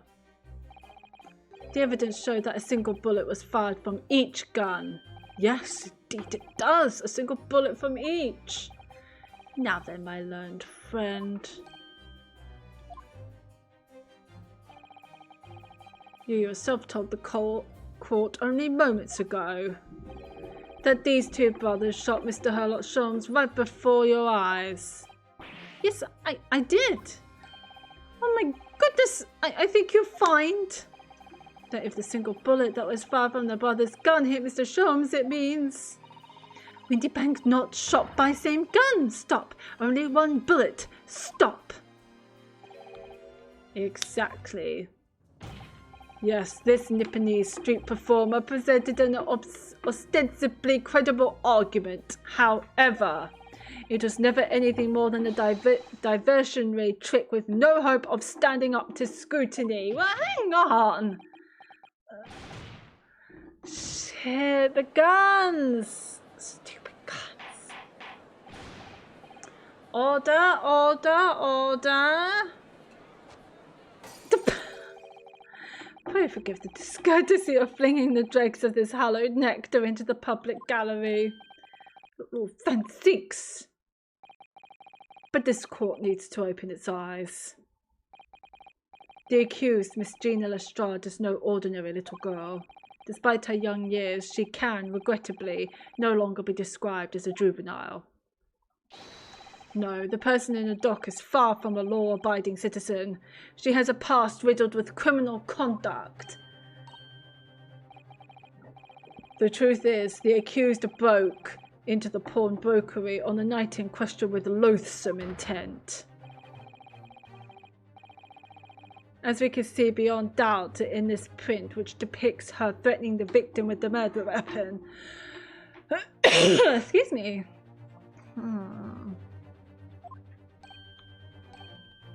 What is the meaning of this, Gina? And I have here in my possession one more piece of evidence the prosecution wishes to present. That disc! I'll be taking out whatever it is of McGilded's down to the yard. Thank you very much. No, don't give it to him. It's mine. That is mine. Oh, I'm sorry, miss. But anything belonging to McGilded has to be taken in as evidence now. Is that music box disc? McGilded's music box disc.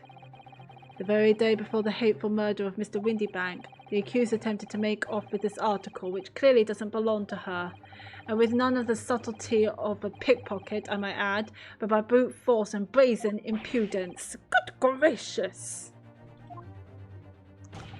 Make no mistake, any sympathy for the accused on account of her years is misguided and dangerous.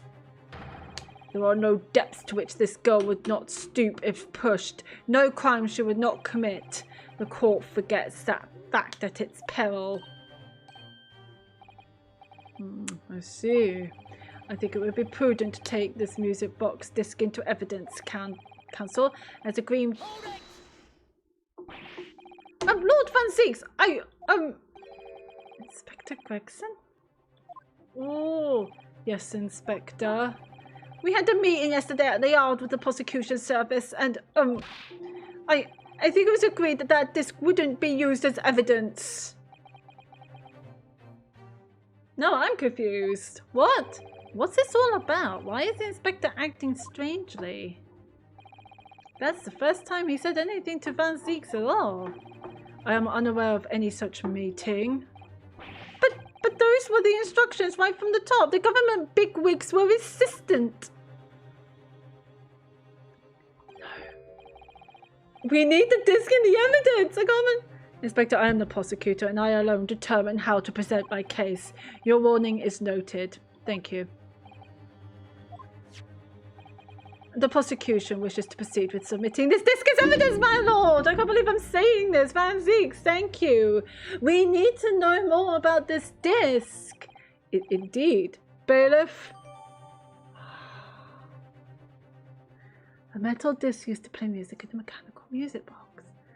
Would we get a music box? The prosecution has established the accused's motive, opportunity, and baseness of character. There is nothing more to add.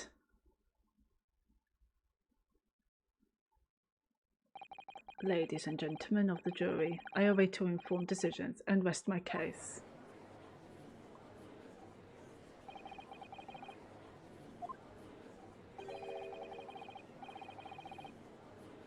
For all of 5 minutes.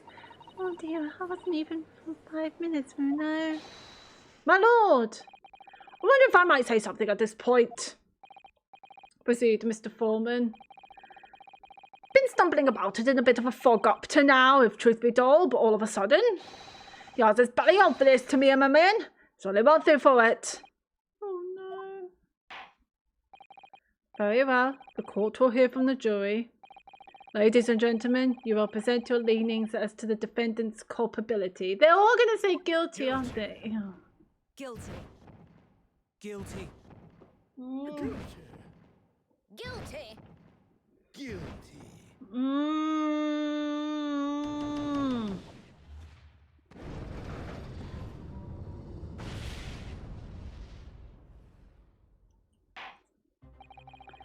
We have a consensus among the jury, it seems.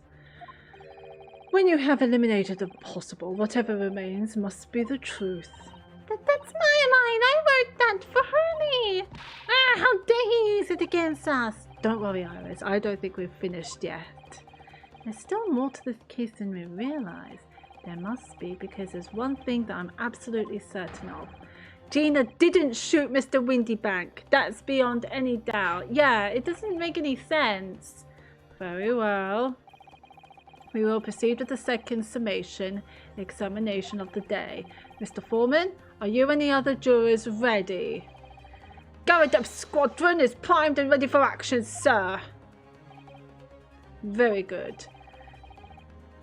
So, ladies and gentlemen of the jury, you will each explain on what grounds you have now determined the defendant to be guilty.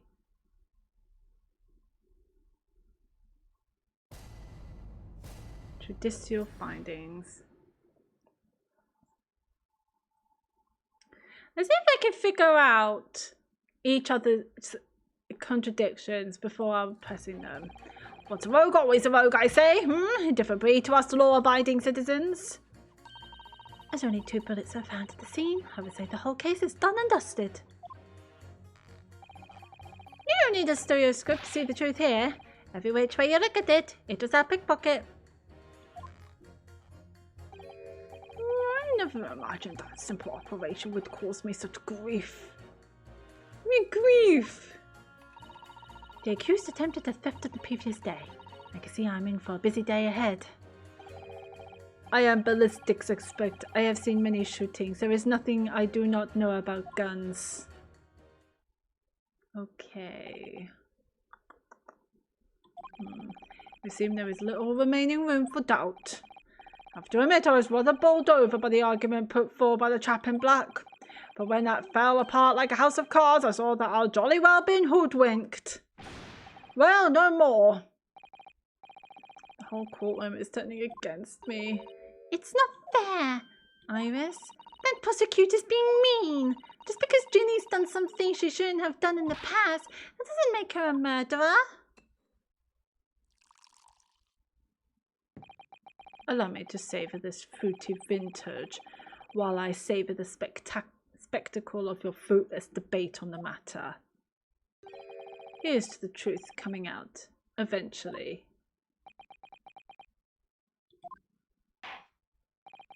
That's enough preamble. Counsel, proceed with the summation examination.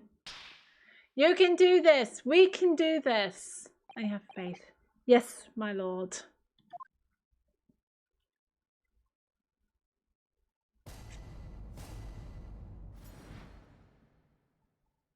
The defense's rebuttal. What's a rogue? Always a rogue, I say. Different breed to us law-abiding citizens. I can't pit against each other with just these statements. We're gonna have to press them. Hold it. Just because Mr. Strahd has a history of pickpocketing, she must be guilty of murder. Is that what you're saying? No, well, Are all members of the British Army so quick to judge? I beg your pardon. Are you mocking Her Majesty's Armed Forces, the greatest military organisation in the world?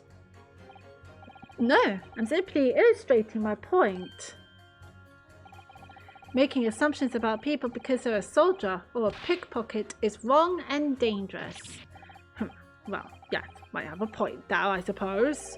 But let's not forget the girl had already shown she had it in her from before. She's clearly a criminal sort through and through, can't deny it. When you say that she's shown she had it in her, Are you referring to this? Exactly. Tried to swipe that only a day earlier, or am I mistaken? Not exactly. Given I was actually there at the time, it's hard to refute that. Gina! I've actually seen the real thing. I can't wait to have a closer look at it. Oh, yes, of course. So Shams deduced his caramel bars to make a copy of the disc, didn't he? And then ordered every type of music box he could find from across Europe. Go Herlock Shams. We still don't know what tune it plays though, do we? But I'd love to see how the original compares to Hurley's copy. Gilded's disc. Could it be a clue somehow? Perhaps we should examine it in more detail. Let's go. Let's examine it in more detail.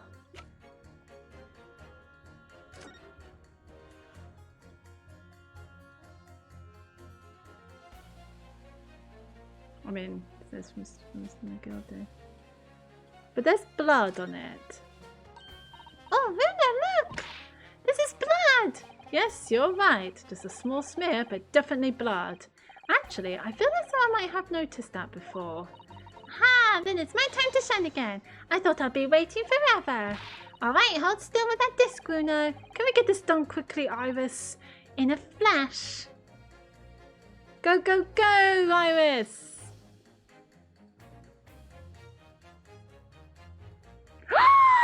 That's also green! Oh, a lovely bright shade again. Wait, that colour? What is it? It's just that green. It's not the first time we've seen that colour, is it?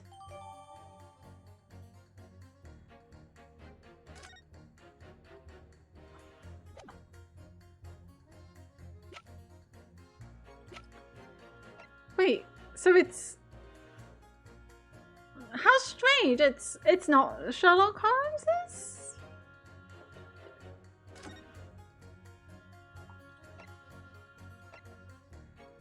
We still don't know who's the green blood is. Holy shit!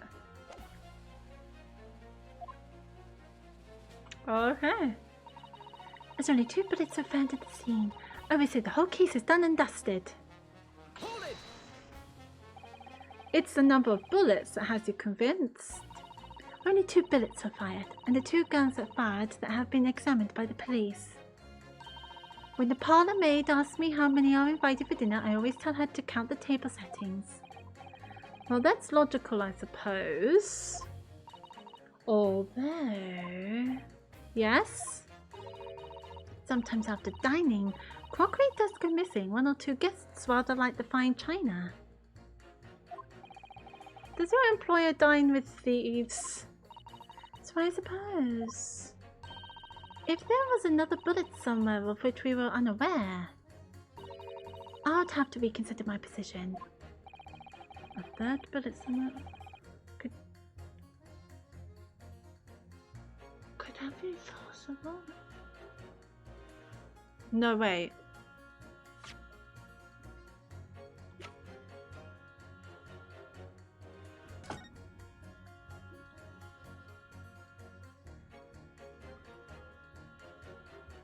Is there like...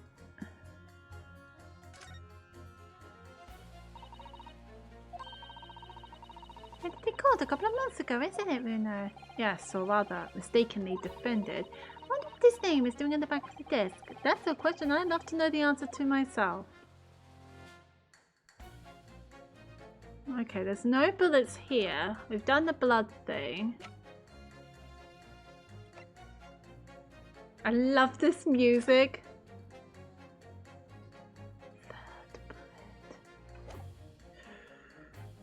3rd bullet. Maybe we haven't got it yet. I can prove it. Allow me to show you then. The 3rd bullet. Oh, we're actually doing this. Okay.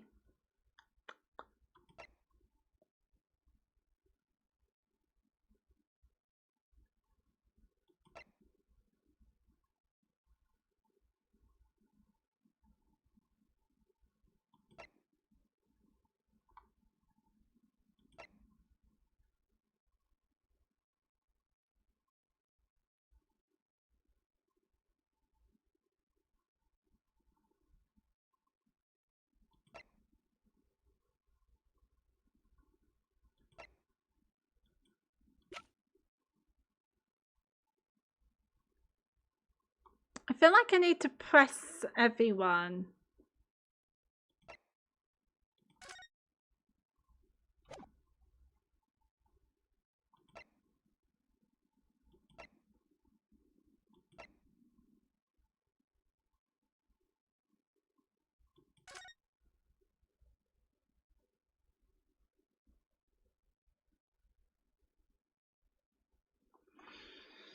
I need to press everyone first, don't I?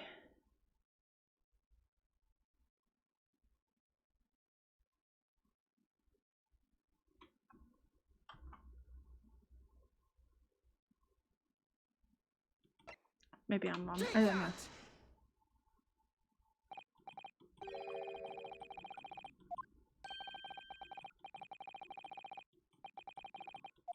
Damn it.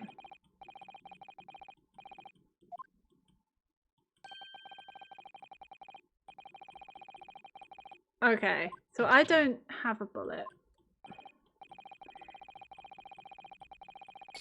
We don't have a bullet yet.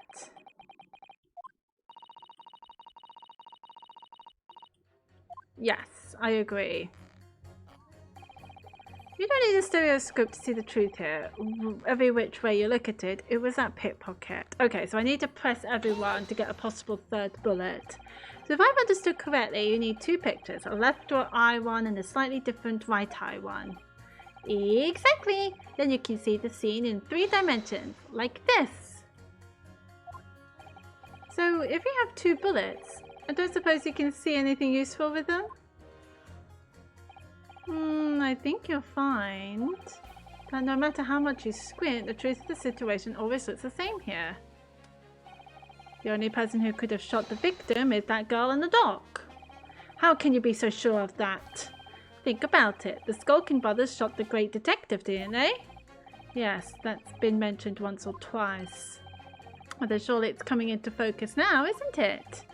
This is a waste of time. I'm not going to change this man's mind anytime soon. Nope! Ew. It caused me such grief. Oh! I wonder if you got the bullet out from Sherlock's abdomen. Hold it!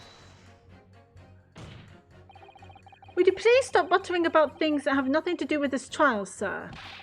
The defendant's life is on the line here. Well, the thing is, I couldn't really say that it has nothing to do with this trial, to be honest. Huh? I mean, there's no question that the man was shot, but the bullet has simply vanished into his stomach. It's quite inexplicable, don't you think? I almost don't want to ask, but this surgery you've been muttering about all this time, you are operating on... What was the fellow's name now? Herlock? No. Herlock? No.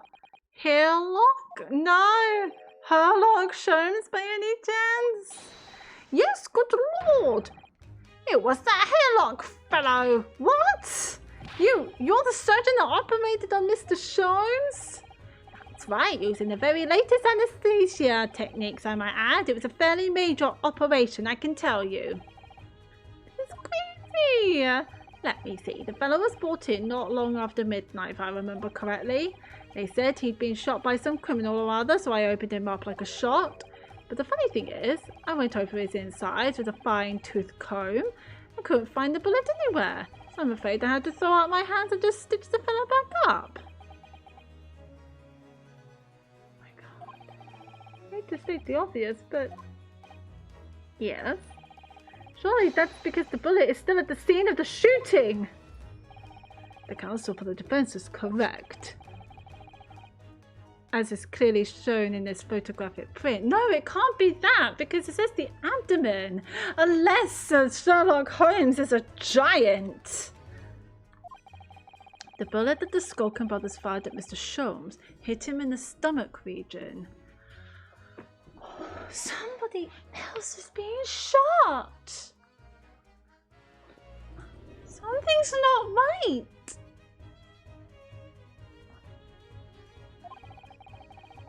then exited his body and lodged into the shop wall where the calendar was hanging by the door. I think you find this really quite simple if you just consider the problem three-dimensionally. Who do you think I am, son? Well, juror number 4 is about the best I could do. As soon as I saw the wound to the man's stomach, I flipped him over. Like a pancake! Or are you saying that you checked his back? Of course I did, and there wasn't a trace of injury. No sign that the bullet had left the body at all. So the green blood is not Sherlock Holmes's, no. How could it be? What? That's the point. The only logical conclusion was that the bullet was still somewhere in the man's innards. Which is exactly why I set about slicing him up. And I'm still none the wiser even now. How many times do I have to say it? Can somebody please explain how it happened? Can somebody please solve the mystery? It's almost as much of a mystery as how this jury was put together.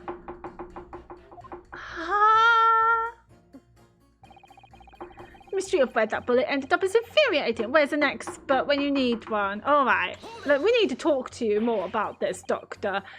A surgeon, whatever you are. Mr. Shum's surgeon is on the jury. I've experienced some coincidence recently, but this is ridiculous. I'm as surprised as anyone. But there's no question that Mr. Shums was shot. Well, that's what the police told me when they brought him in. How bad were his injuries, Doctor?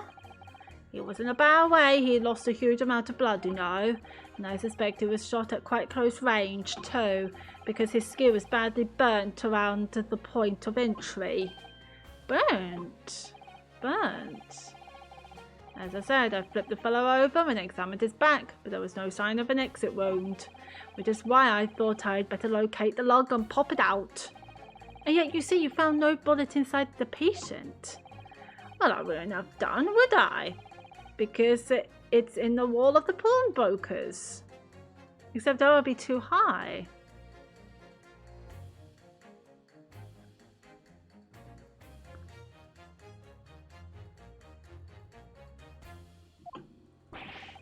How did it get there? I need someone to solve this mystery before it drives me to insanity. If only there was some expert in ballistics who could help, even if he looked extremely untrustworthy. So we have a disappearing bullet on our hands. The Russian Revolutionary might have some. The accused attempted the theft on the previous day. I can see I'm in for a busy day ahead. Hold it! What do you mean, you're in for a busy day? Forgot to say. Stop. Do excuse me. Stop. I am a communications officer. Stop. A communications officer? Does that have something to do with sending telegrams? Everything from personal messages written by members of the public to the latest news in the capital. I convert all the messages into Morse code and type it out to the entire world electronically. To the entire world? Thousands of miles of cable under the sea. Stop. Worldwide communication network. Stop. Information transmitted to and from all corners of globe. Stop. Yes. She was getting equally worked up about radio waves or the like before, wasn't she? I specialize in communicating information from government departments and newspaper offices. I see. I'm sure I shall have to wire the newspaper reports of today's guilty verdict later. So no sleep for me tonight, I imagine. Let's just finish the trial first, shall we? I am ballistics expert. I've seen many shootings. There is nothing I do not know about guns. Then we need your help! Hold it! I thought you were just a tourist.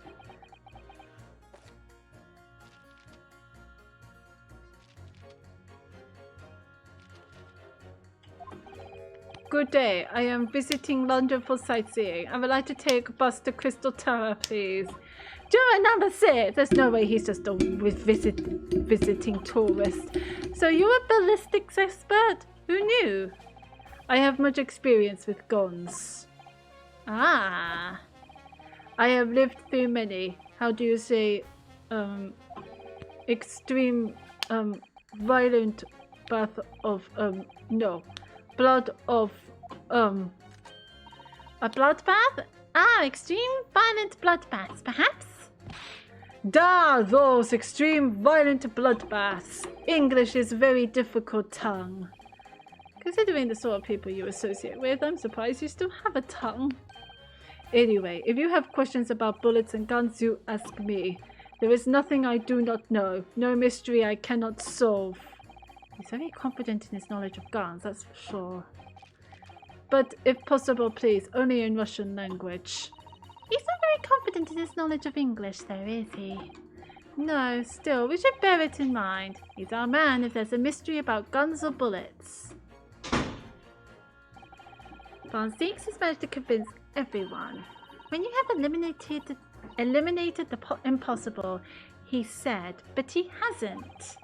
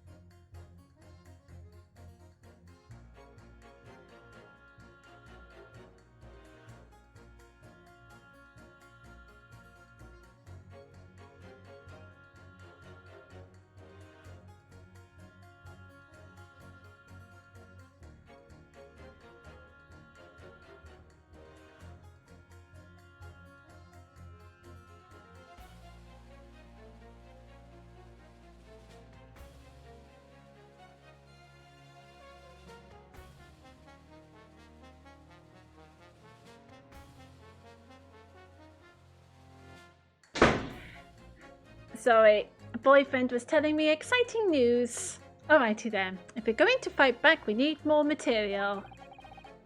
And we have to fight back. We have to turn this trial around again. Okay, so I know what to do. Nope. That's not what I want.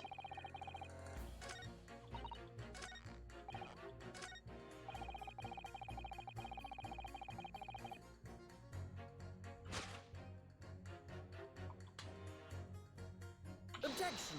Yes, we'll put these two. Those two statements clearly contradict the idea that all I do is pit jurors against each other.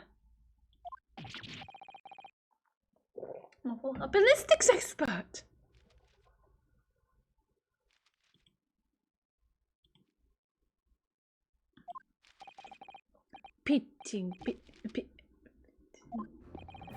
On the night in question, Mr. Sholmes was shot by one of the Skulkin brothers.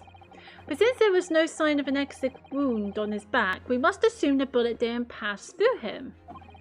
However, no bullet was found lodged in Mr. Sholmes' body either. Furthermore,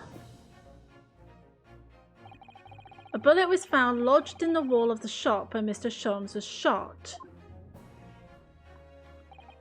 Juror number 6. Hello, my name is Vylon. Pleased to meet you. This apparent contradiction in the facts is so clearly troubling juror number 4.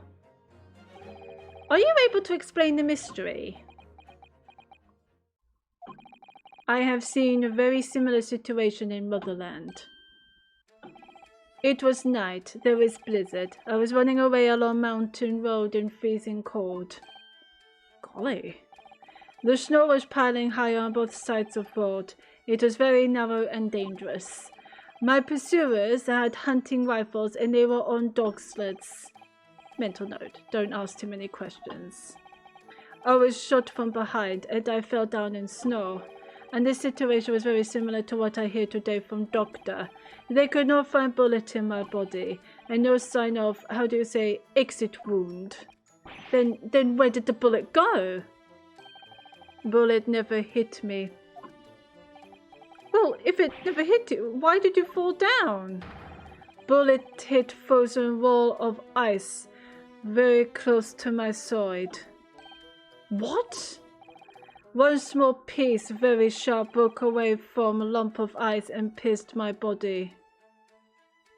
Oh, that's what happened to Sherlock Holmes. It made deep wound that looks just like bullet wound. Good gracious.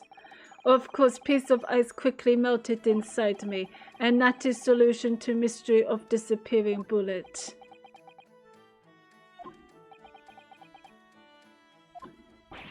But that doesn't answer the question at all. The shooting happened in a pawnbroker's shop, not some snowy mountain road in another country. What about a lantern?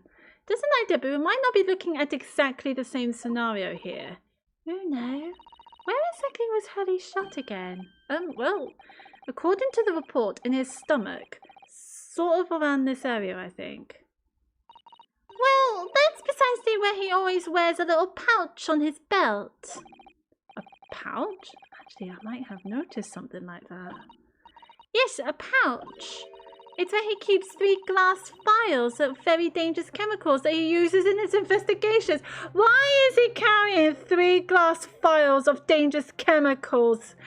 Why? What? Really? Doctor, where is the pouch Mr. Sholmes was wearing? Well, the fellow had nothing like that on his person when he arrived at the hospital, as far as I remember. If I may. Lord Van Seeks? While I realise it is forbidden for the prosecution to interject during the summation examination, I should inform the defence I have the pouch in question in the antechamber outside the courtroom. Sorry? As I understand it, when the police arrived on the scene and found Mr. Sholmes injured, they removed the pouch in order to assess the wound. Oh, thank goodness! I thought I was getting forgetful for a moment. Since then, it has been in my safekeeping along with all other evidence relating to the case. You're not going to hand it in, are you? I could personally vouch for the fact that it has not been touched since the incident occurred. Very well. While extremely unconventional during a summation examination, I must demand the prosecution presents the item in question with all speed. Thank you, Judge. Thank you. Bring forth Mr. Sherlock Holmes's pouch. I see.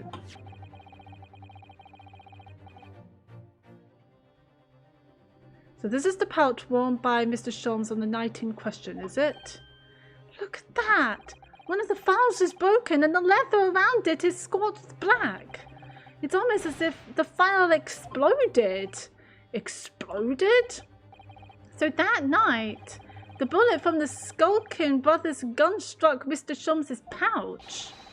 And it was the glass file exploding that caused the fellow's injury. This bullet did not penetrate the victim, but was deflected into a wall of sharp. Holy shit! A delightfully complex aroma. Well, it would appear one mystery has been solved at least. Though it has no bearing on the truth of this case. The bungling and burgling brothers shot the detective and the accused shot the pawnbroker. The pertinent facts of the case remain unaltered. But at least the mystery is solved. I can sleep easy tonight. Thank you, young man. Thank you very much. Glad I could help. Due to its bearing on the conundrum just solved, the court was sequester the scruffy pouch as evidence. Hurley's pouch isn't scruffy.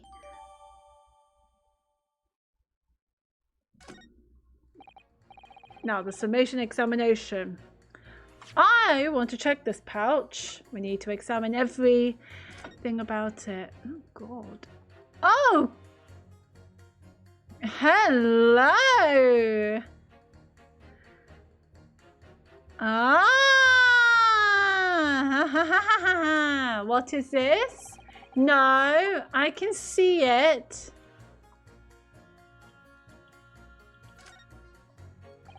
This file has been smashed into pieces. Presumably, this is where the bullet struck.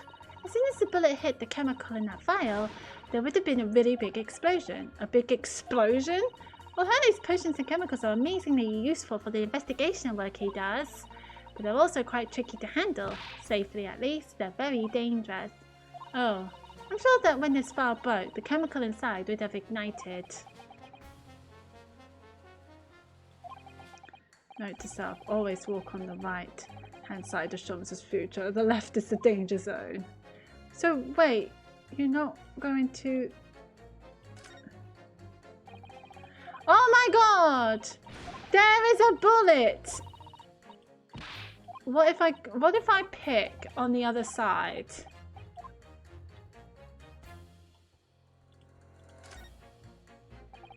Oh look, there's a hole there here at the back. It doesn't look much like a bullet hole, but clearly something ripped through the leather with great force. Something must have pierced it somehow to have left this hole behind.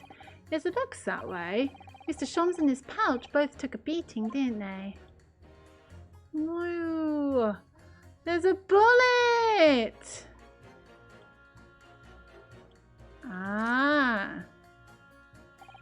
It's really scorched badly just here. Oh, the strap is broken, look! This must be where the bullet hit then. Let me see. There we go. What the? Iris, look! Behind where the broken file was, do you see it? Ah, that's the Skulkin Brothers bullet! What a stroke of luck that it hit his pouch. This is an amazing discovery. What this means is there were 3 bullets fired at Windy Banks that night. We found exactly what that juror was talking about. The 3rd bullet. It's time to press that juror again, I think.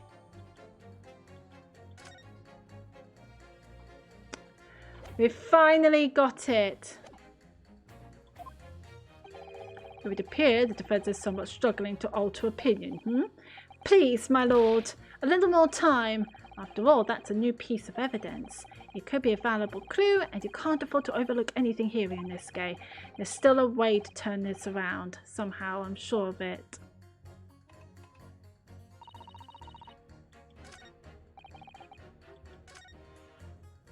So I've already picked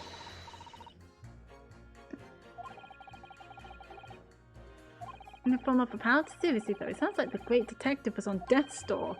But maybe his injuries won't be for nothing. That pouch could be a very valuable clue. Right.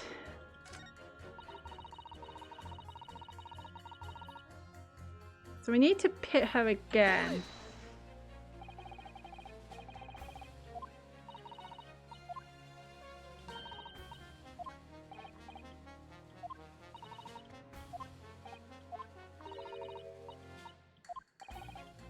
So she wants to see the 3rd bullet. You're unaware, I'd have to reconsider my position.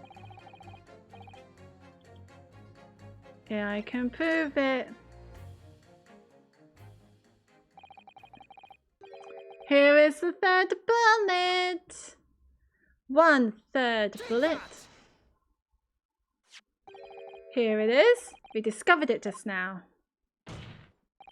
Yes, on the night in question, Windy Banks pawnbrokery, another bullet was fired. What is this new trickery, you Nipponese conjurer? Where did you find that bullet? It was lodged inside Mr. Sholmes' pouch. What? This pouch was removed from around Mr. Sholmes' waist before he was taken to hospital, and since then it has been touched by no one. Do you mean to say the shot fired by the Skulkin Brothers that night? Yes, as your lordship has surmised, it hit this pouch.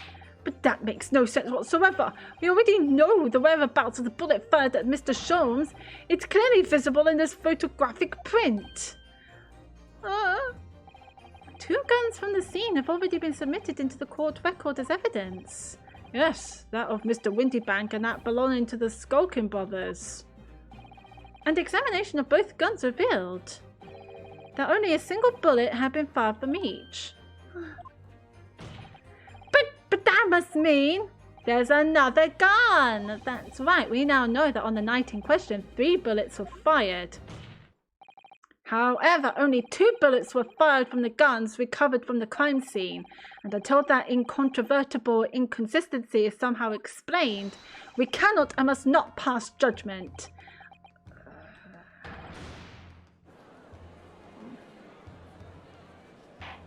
Everyone is shocked. Order, order, order. While this summation examination remains incomplete, the court has been presented with new facts. Facts that would appear to shake the very foundations upon which the case against the defendant has been built. As is my prerogative in this situation, I hereby temporarily suspend the summation examination. By Jupiter! What? Bailiff, bring the witnesses back to the stand at once. The judge is not happy.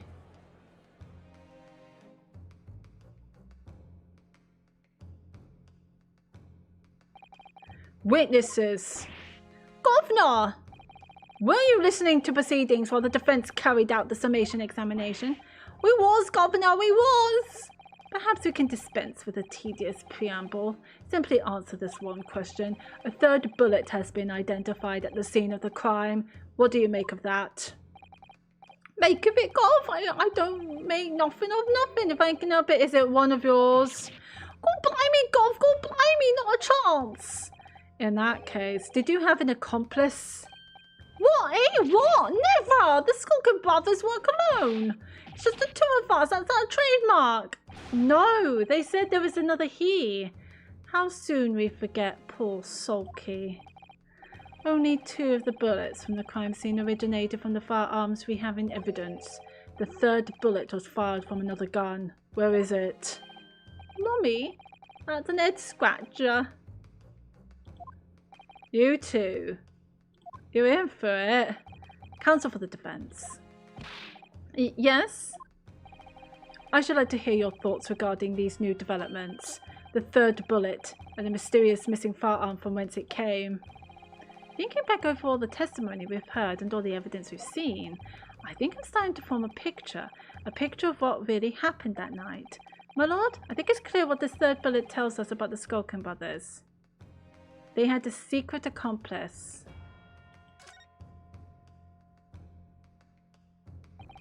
On that night at Windybank's pawnbrokery, the brothers must have been working with a 3rd man.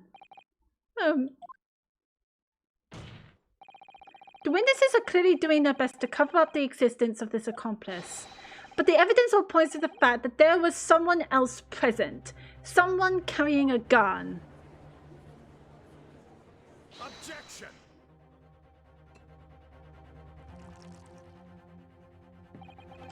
An accomplice, you say.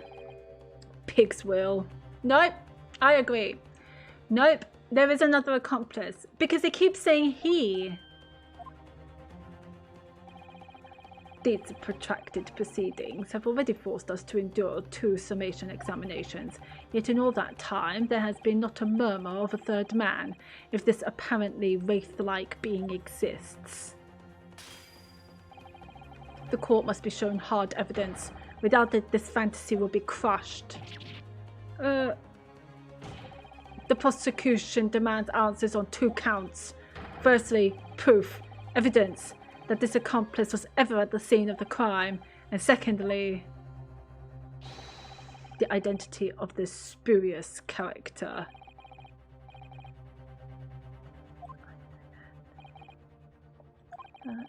How can I ascertain the identity of the person they're hiding? Well, counsel, I'm supposed to prove the existence of this accomplice and reveal the person's identity, even. In response to the prosecution's demands, my lord, the defense is... I don't think we're on... no! The green blood! I'm ready to present answers.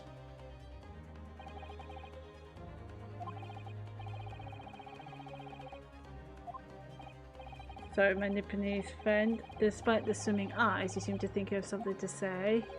This promises to be interesting.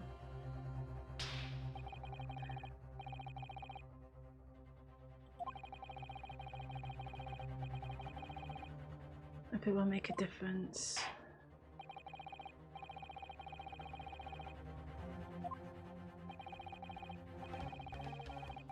To the death of the victim. What proof have you that there was a third intruder present at the scene? This. The blood. Take that! The evidence is right here in this portfolio. By Jove, that portfolio again, is it? Do you expect the court to rifle through your papers itself? Be more specific. You claim one of those blood samples proves the presence of this third intruder. Well, which one is it? The green one. Take that! What am I looking at here? There appears to be some green paint or such like around the bullet hole in the middle of the calendar. That's a blood stain, my lord. A blood stain? Green blood, curious even for you. Is the court to understand that the intruder was some unhuman creature? I mean, fair enough of him thinking that. It's something developed by Mr. Sherlock Holmes. By the great detective! New invention. Stop. Not yet appeared in stories. Stop. It's this, you see? It doesn't have a name yet, though. This fogger spray is a chemical that reacts with the different elements in people's blood to change its colour. Different elements of people's blood? Yes, everyone's blood is slightly different, you see, because it's made up of different elements. So by seeing what colour it changes to, you can tell in a flash whose blood it is. Oh, that brings a whole extra dimension to look at blood. The talk of blood in courtroom. Stop. Very exciting. Stop. As an example, this one shows the blood of the victim, Mr. Windybanks. Striking blue. Yes, so you see, the green colour of this bloodstain on the calendar shows that somebody else was shot in the main part of the shop. Now hold fire there, young man. Could be from some unrelated incident, couldn't it? No, it's not unrelated. The date showing on the calendar is the date on which Mr. Windybank was killed. By golly! Therefore, we can assume that whoever was shot on the same day. Then whose blood is it? Well, the Skulkin brothers in the stand don't appear to be suffering from any gunshot injuries. Which means it must be the blood of somebody else, the third intruder in fact. Whose identity the court is still waiting to hear. You can't delay this any longer, my learned friend. Who is this alleged third intruder?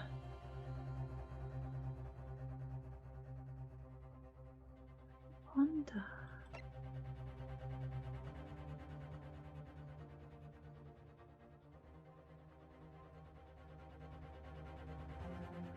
So it's not Mr. McGilded. He was dead. I think it might be him. It's the only way. It's the only thing. I thought the green blood might be Sherlock Holmes, but now I think it's this dude. To Benedict. Take that! The man's name is Egert Benedict. Egert Benedict? Who on earth are you talking about, counsel? He paid a visit to Windybank's pawnbrokery on the afternoon before the incident took place. When the accused attempted to deceive the pawnbroker into releasing this article into her possession. That's right. The man identified by the defense, Mr. Egert Benedict, then attempted to take the article from the defendant by force. was wondering when he's going to come back. Broker. Yes, sir. I believe this filthy pocket thief has just redeemed an article from you, no? Yes, yes. The article in question belongs to me. I demand for it to be returned at once. Now that's a lie. What are you trying to pull? Get me back my overcoat, you wastrel. And needless to say, any music box discs too. Inspector Gregson was there at the time and can attest to what happened. In the end, it was the inspector himself who took the disc. Can you corroborate this account, Inspector? Yes, my lord. That's more or less what happened. And in the interests of being thorough, I asked Windybank for a print showing the fellow. Taken from one of his red-handed recorder gobbances.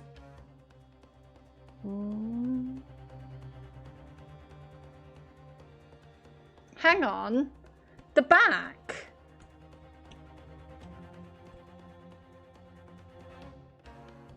The back. It was like that. It's shifted. Wasn't it a bit more to the left than normally? Yes, that's him talking to Mr. Windybank that morning.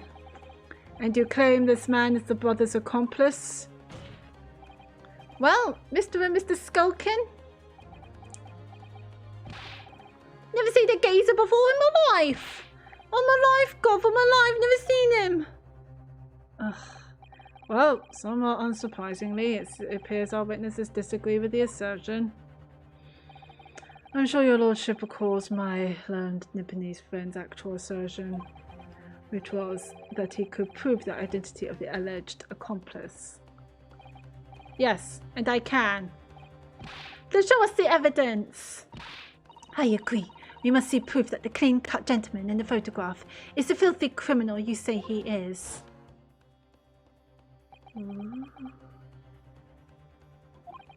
This is the last piece of evidence. I've had a feeling that something has been missing in this trial from the very start, but now I'm going to drag it kicking and screaming into the courtroom. Are you ready to present your answer to the court then, counsel? Yes, my lord. The defense will present the evidence now. The proof that the man pictured in his photographic print was in fact the person struck by the third bullet.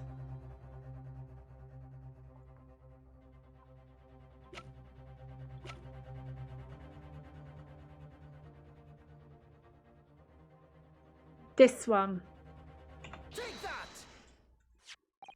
As I mentioned before, on the afternoon of the day in question, the defendant attempted, deceitfully, admittedly, to reclaim this disc from Windybanks, which is when the aforementioned Egert Benedict appeared on the scene, I believe. This man then attempted to purloin the article from the defendant's possession, no? That's correct, my lord. I myself was present at the time. It was following this that a minor incident occurred. But of course, sir, here is a disc for you. They're just glaring daggers at each other. Very well. Then I shall bid you farewell. Say goodbye to style. Wait a minute, that disc is mine. What do you think you're doing, you little tramp? You've drawn blood, you filthy animal.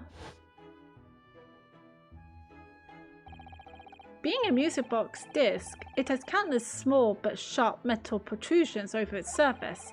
Those protrusions cause Mr. Benedict's finger to bleed, and the resulting smear of blood is still visible on the disc now. Oh, just a blood stain, is it? My assistant and I have just analysed the blood stain here in this very courtroom.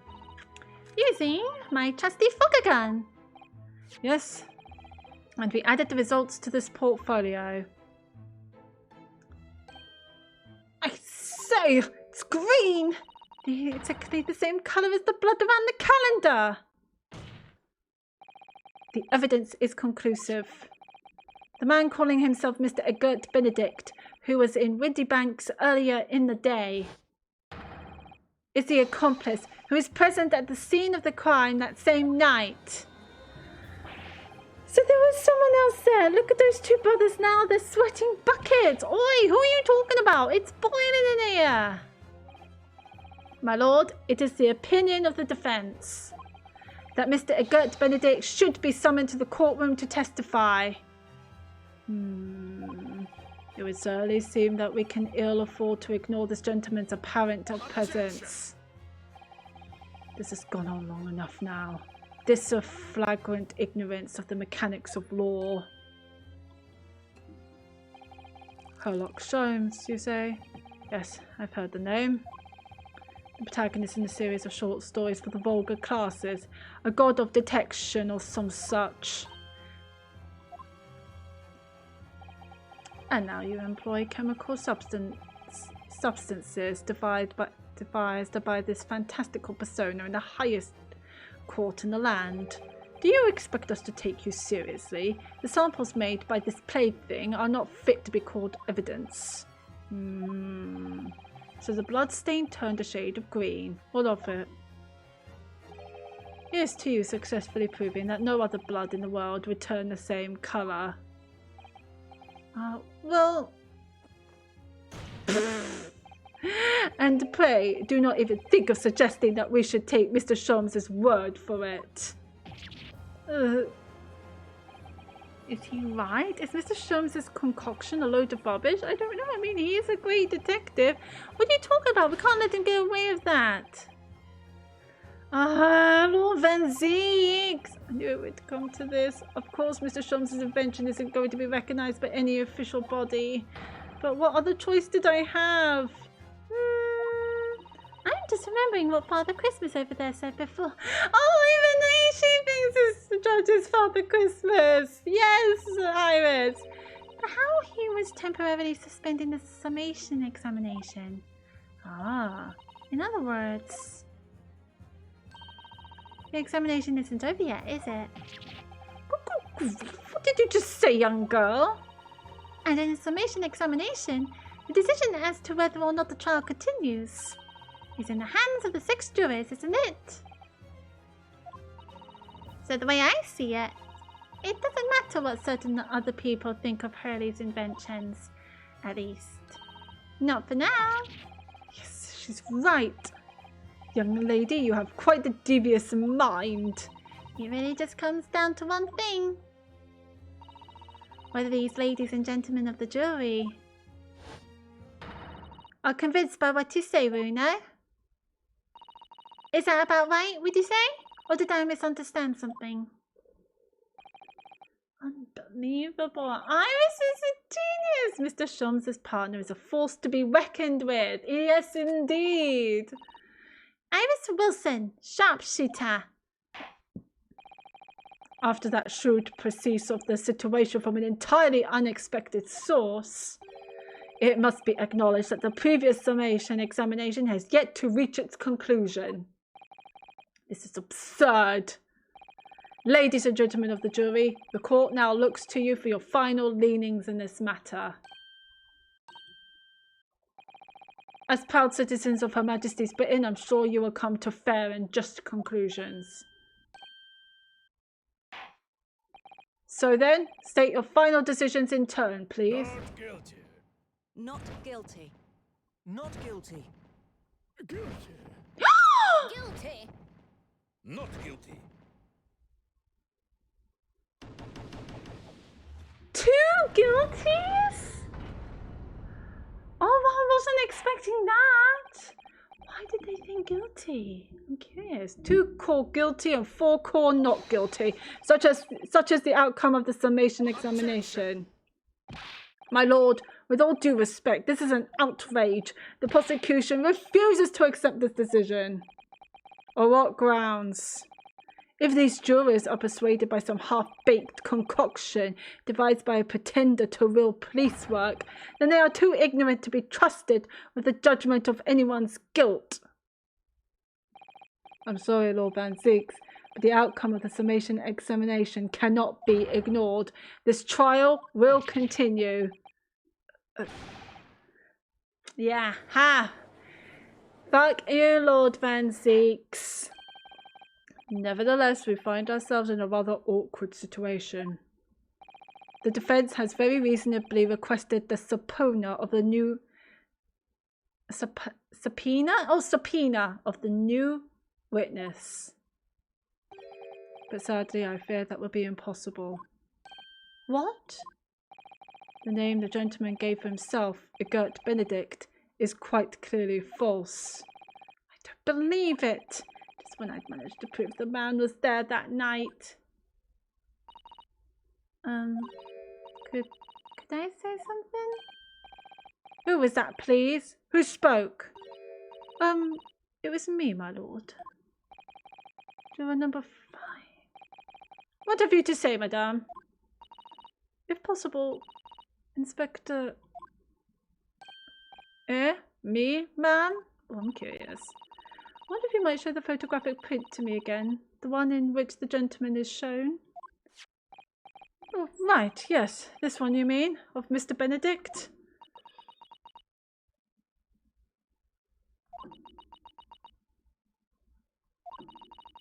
Yes. There's no doubt in my mind. Juror number 5, you don't mean to say you know this man? Yes, I know him. What? No. Good gracious! Oh my god, who is he? I'm curious. Juror number 5, even though you say guilty, I won't rush to that. Do you know him? Juror number 5, how on earth? I am a communications officer. Stop. As we can clearly see, the gentleman in the photograph is... Stop. Also a communications officer. Stop. He works in my office. Stop. A very talented operator, in fact. Stop. He should be in a communication station now. Stop. Tapping away on the telegraph. Stop. This doesn't seem right somehow. I can't put my finger on why, but it doesn't feel right. I suppose we all imagined the accomplice would be some sort of hardened criminal. It's a bit unexpected to find out that he has a respectable job by day, whatever he gets up to at night. Yes, I suppose that's it. I suppose that's why I felt something was wrong. If the gentleman is at London's communication station, we should be able to subpoena him within the hour. Lord Van Zeeks, if you please. Yes, my lord. Make the necessary arrangements with all haste, as your lordship bids. The court will recess for 1 hour. When the new witness arrives, we shall reconvene to hear the gentleman's testimony. Inspector Gregson. Yes, my lord. I should like to hear from you specifically about events at the pawnbrokery on the day in question. Come to my chambers during the recess. Yes, sir, my lord. Very well. Court is adjourned until 1:40 p.m. That's a lot. Oh, I think we're gonna leave it there. That was insane. Let's save this. Ooh. And I say we will leave that there. Leave that on a nice cliffhanger. Definitely. I do hope that you guys very much enjoyed this. Sorry, let me sort out the webcam. It's being a bit of a douche. But yes, thank you ever so much for joining me in my stream. I do hope that you guys very much enjoyed this. This has been fun. I do very much love where this is going. But yes, we shall pick that up. Ooh, I don't know when we're going to pick it up because I will be away from Tuesday onwards next week. Tuesday until Sunday next week. So Tell us all It probably won't be until after that we'll pick up from this. I pick this up because tomorrow we are going to be streaming some more Sims 1. Then the day after we're going to be streaming some Coral Island, and then on Friday there will be a new surprise stream, so I hope you'll be interested in that. Before I go, I shall find somebody to raid.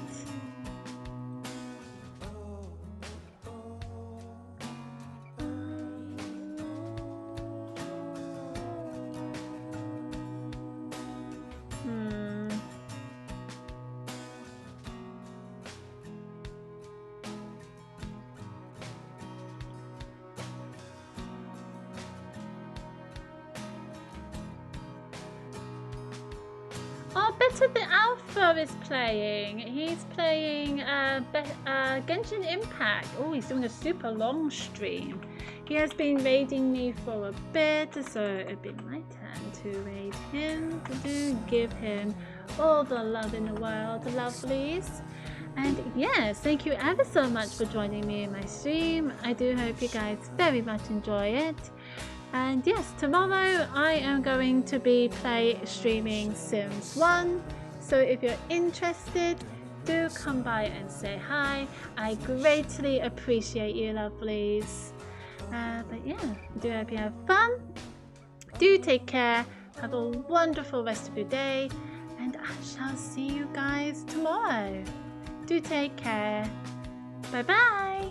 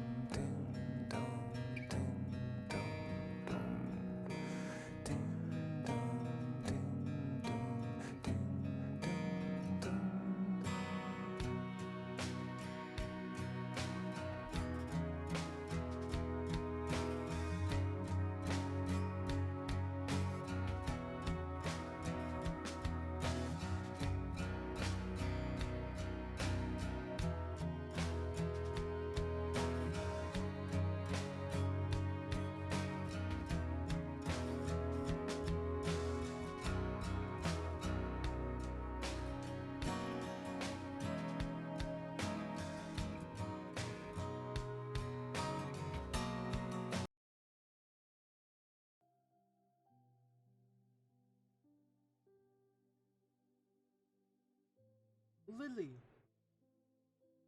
Lily.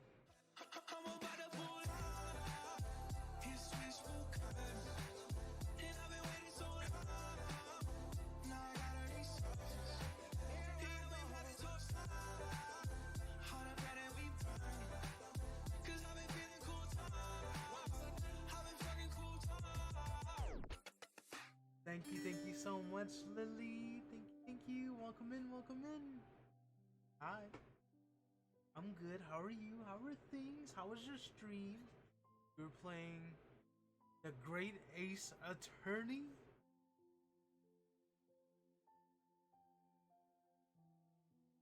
I've always wanted to play those games. Never really got to. How are you though?